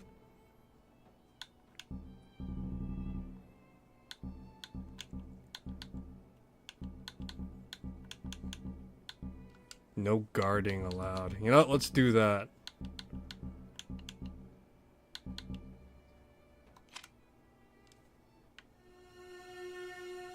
What the fuck is this? Is that a JoJo character? So, you're the U.S. Marshal who's been staying here. I was bullshitting when I said that. Yes. And who might you be? Clearly the witch, and a JoJo character by the way she's standing. Look at that posture. That dress. It's so gaudy, that neck piece. I'm Andrea Pearson, the owner of Hotel Barcelona. You're usually flying around the country chasing down fugitives, aren't you? I hope you can find some relaxation here. Thank you. You look pale, though. There are bags under your eyes, and your lips are chapped. Have you been experiencing any heartburn lately? What? How do you know about that? And I'm not sure how to put it, but I can sense a dark shadow deep inside you. What?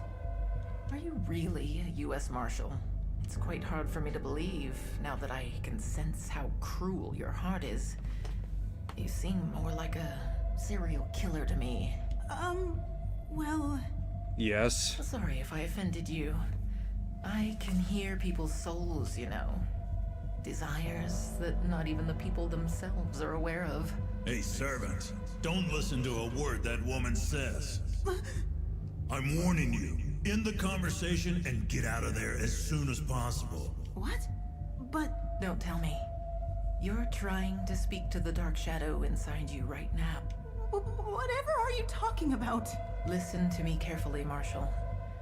You mustn't let that inner voice deceive you. That dark shadow is not what you think it is.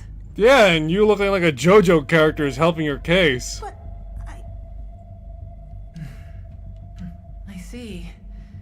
It seems like you two have a much more complicated relationship than what I imagined. And so be it. I'll take my leave for now. But don't forget, I warned you. Oh my fucking god. What the fuck? That lady was really scary. That was the witch. What? Really? Oh, you couldn't tell, Justine? Like I said, you look like a fucking JoJo character. I'm sure of it. Her hairstyle and makeup looked different, but everything else felt exactly the same. You're telling me she dresses like that on her off time too? Jesus Christ, she is a JoJo character. I'll never forget the evil color of her soul as long as I live. Then we need to go question her. No, that wouldn't be very wise. This is her territory. We need to be careful, or she might end up slipping right through our fingers. But then, what should we do? We need to figure out a way to destroy the barrier. We need to keep playing dumb and slowly close in on her. Fine. I just hope I don't screw anything up here. What an enchanting hotel. Spending time around beautiful architecture always fills me with inspiration. Is that supposed to be a guy or a girl? Because from the back it looks like a guy, but the voice is clearly a woman's. I decided to get some R&R at a luxury hotel, and of course the minute I get here, I start getting non-stop emails from work. Ooh, fortune-telling machine. My dad and I messed around with one of these things a long time ago. God, seriously? Ding-ding-a-ling. Welcome to Mr. Clown's Heartfelt Fortunes. If you want a fortune, you'll need to offer up powerful hearts.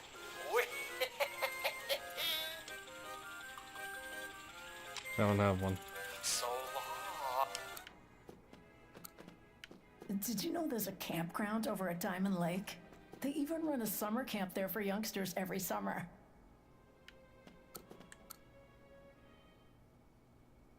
I feel like there should be more, like, harsher outlines a little bit.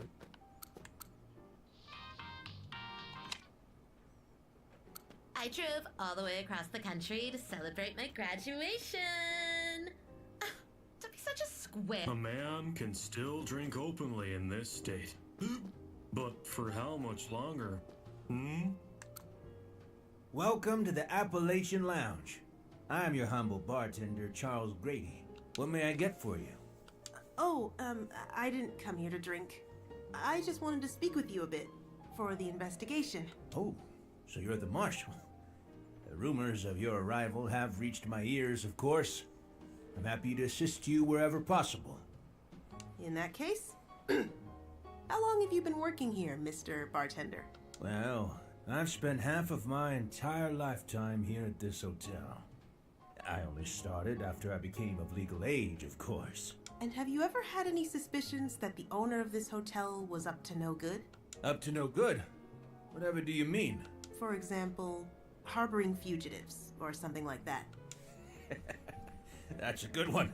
You've got a fine sense of humor, Miss Marshall. That wasn't a joke. More importantly, Miss Marshall, would you happen to have any ears on you? Ears? You see, I'm simply cuckoo for ears. If you have any you'd like to get rid of, I'd happily pay you coins in return. Okay. Coins, huh?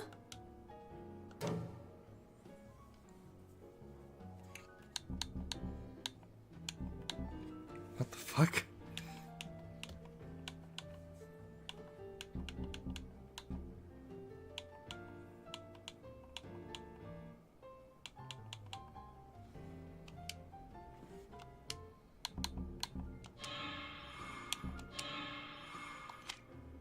Allow me to present you with several coins to start things off on the right foot, Miss Marshall.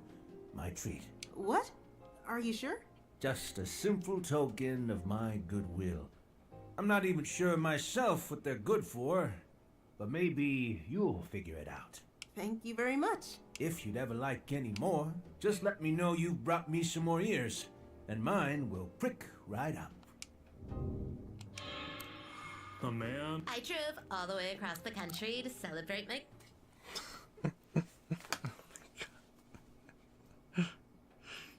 All right, so Did you know there's a campground over at Diamond Lake? What an enchanting hotel. Spending trying to think. This game, oh man, the hotel is clearly based off the Shining's hotel. I'm trying to remember the actual name of the hotel itself, but yeah. Hello again.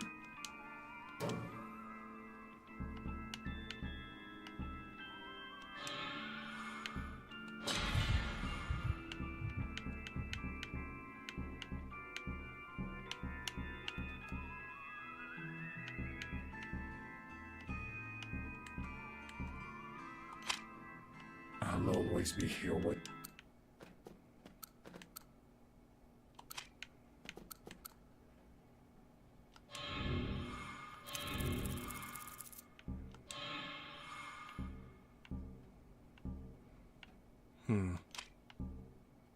Players state tiny?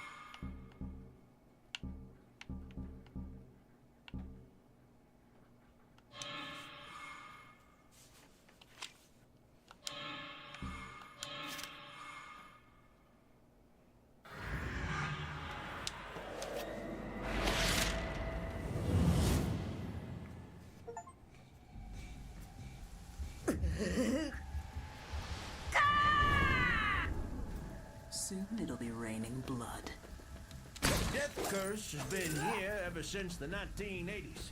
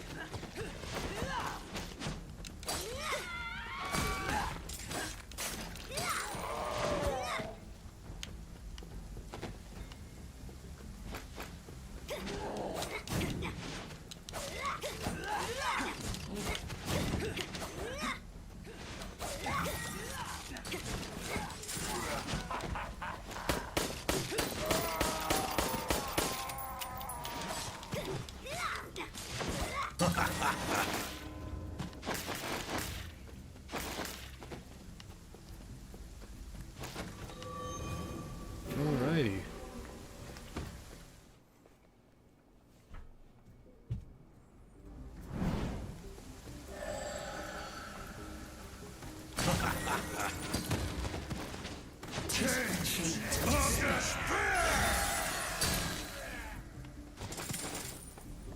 Huh. Okay, that was something.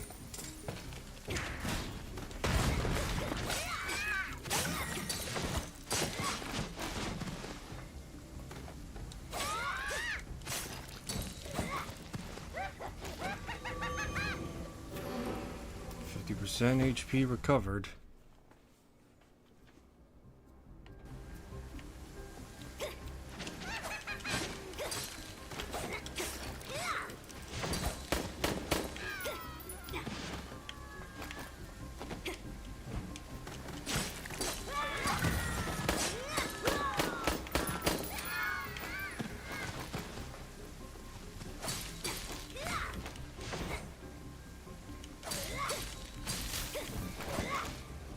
I just realized that the flowers look like eyes.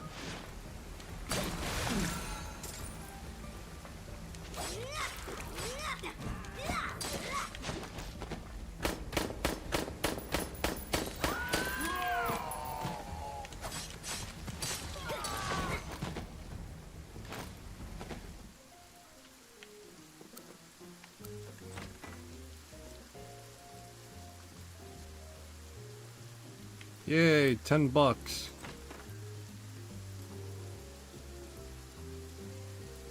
Yay, 11 bucks. Why, hello there. Haven't seen you around here before. Let me just say one thing to start Jesus off. Christ, Justine is I stacked. identify as a man. I'm attracted to women. I'm not gay, trans, nor bi. Thanks for the clarification. Then why am I dressed like this, you ask? Because I'm a huge fan of Tim Curry. I'm free to wear whatever I want, aren't I? It's cosplay, and no one can stop me. You know what? That's fair.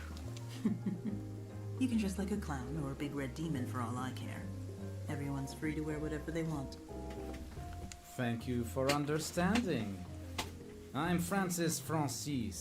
Most people just call me FF. I'm Bernstein, a U.S. Marshal. But what about your other name? There are two souls in that body, aren't there? You were able to glean that much with a single glance? You've got some very sharp eyes there. I've encountered many different people in this trade. Greedy ones, foolish ones, those who drown themselves in pleasure. I've also encountered some very cold, calculating people as well. I see. My name is Dominic Peppard. You may call me Dr. Carnival. This looks like a casino. What games can we play here? Beat me in a game, and I'll enhance a weapon for you. What sort of game? Oh, just a simple gambling game. All you need to do is pick the right card. Just an innocent game of chance. Well, are you game or not? Sure. Add a modifier.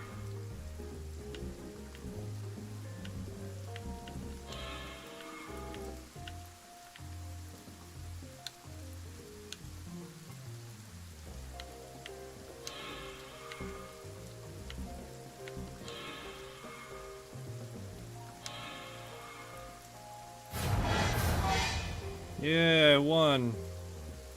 Ooh.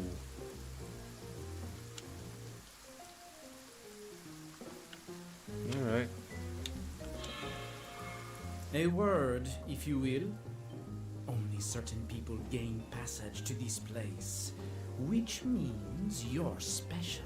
And I'm definitely not averse to special people. Hope to see you again soon.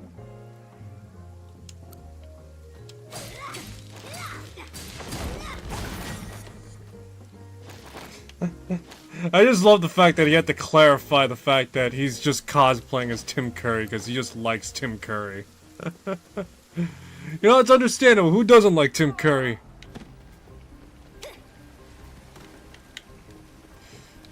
It's literally a shame, though, the fact that he suffered a stroke and now he's, like, I think from the neck down, unable to, like, do much. Ugh, God, that's awful. Anyway.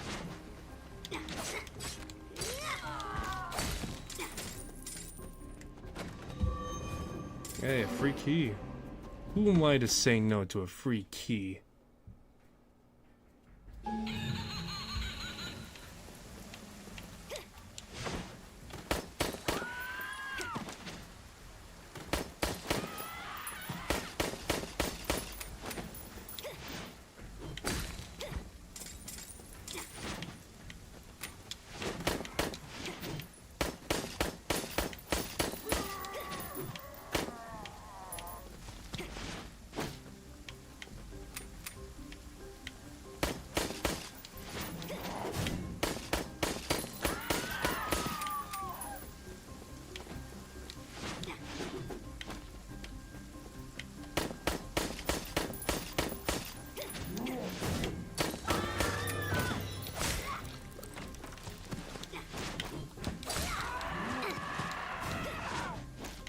Hey, re-entry ticket. Nice.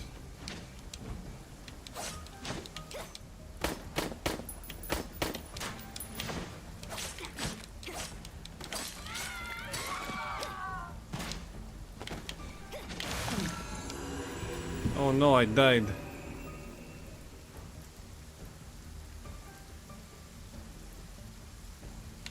Alright, let's see.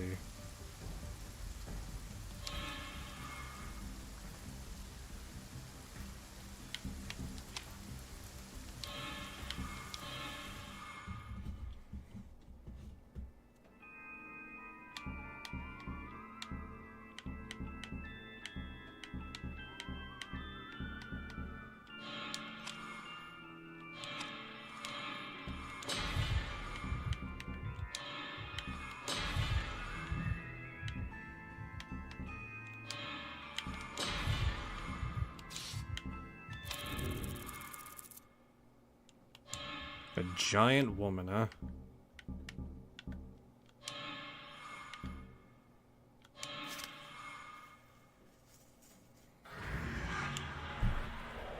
So instead of Jason, we got Jacob 1.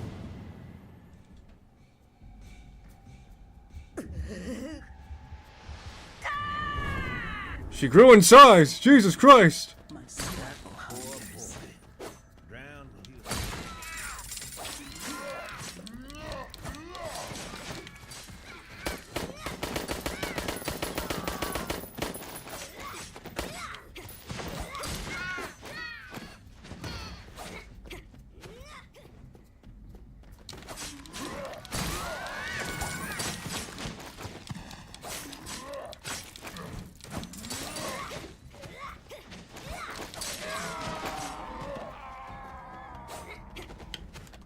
Yeah, I'll take the attack boost, why not? Attack speed's always great.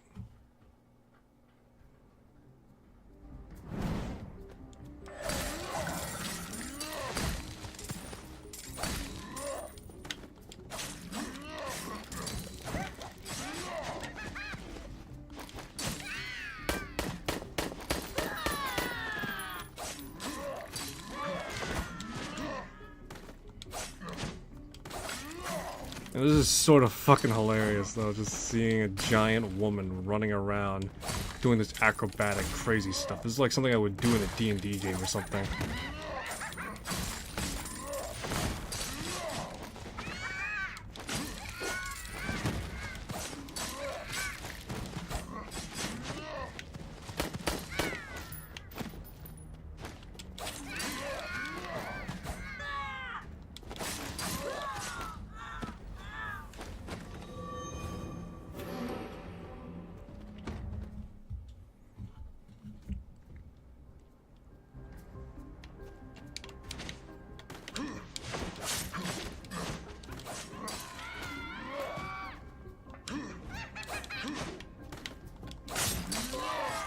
Part of me is thinking at the very least, when it comes to the voice at the very least, and more particularly the...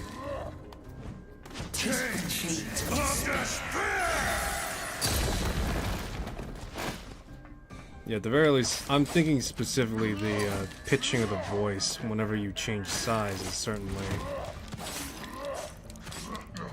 certainly extreme to some extent.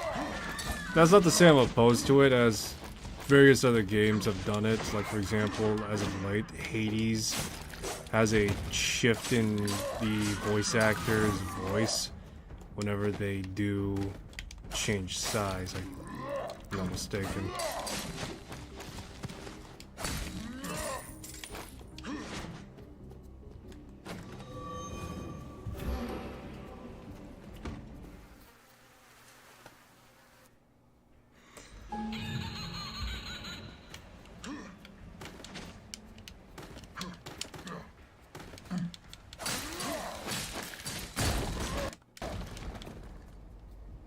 Doppelgangers approaching.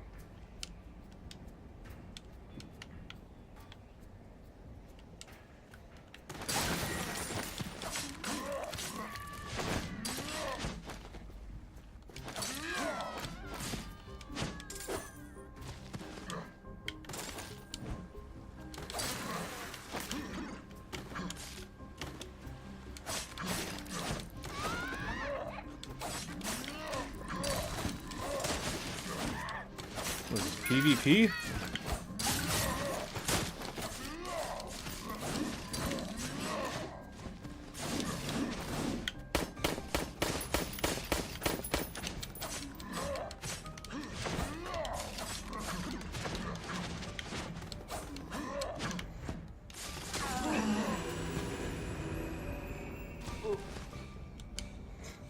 Oh, I guess this is PvP.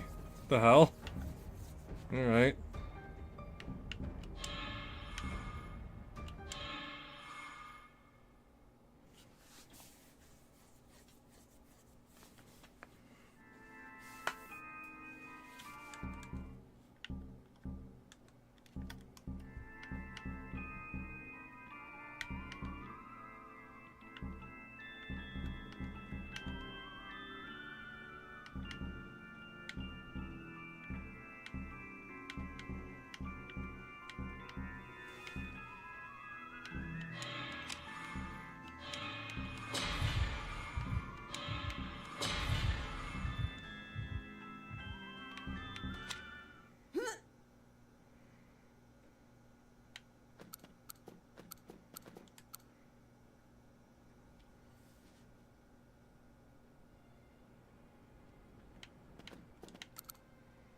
Find any new clues, Mark?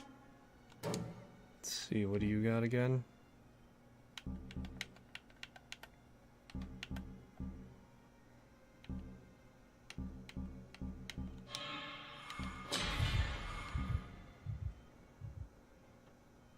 "24 shots for double the amount of for the double amount of time that it requires."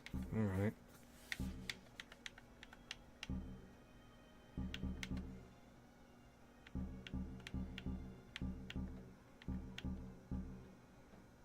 Reaping sickle.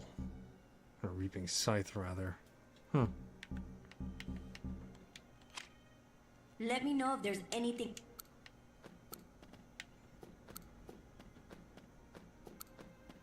I need to... Oh, I wish I could thank President Clinton in person for all he's done for our economy. Gotta make a killing while the going's good. I need to make sure I finish my project before the next Paris World Fair. I'm gonna take the whole world by storm. Oh, I wish I could thank President Clinton. Fucking God. What the fuck is this game? Alright, that's enough for today. I'm gonna go to sleep now. Thanks for stopping by. Hope you enjoyed this stream. If you want to see more, I'll be picking this up. Well, another point in time. God, this game is fucking batshit insane. What the fuck? Well, they did say made by the people that made Deadly Premonition and... what was it? Deadly Premonition and No More Heroes. So, you know, they got that going for you. Anyway, thanks for stopping by. Enjoy this stream. If you want to see more, I'll be picking this up tomorrow. Well, not tomorrow, actually. Actually, maybe tomorrow, but most likely Wednesday. I'm hoping to pick up Silent Hill again, just so I get that done. And, yeah. So, thanks for stopping by. See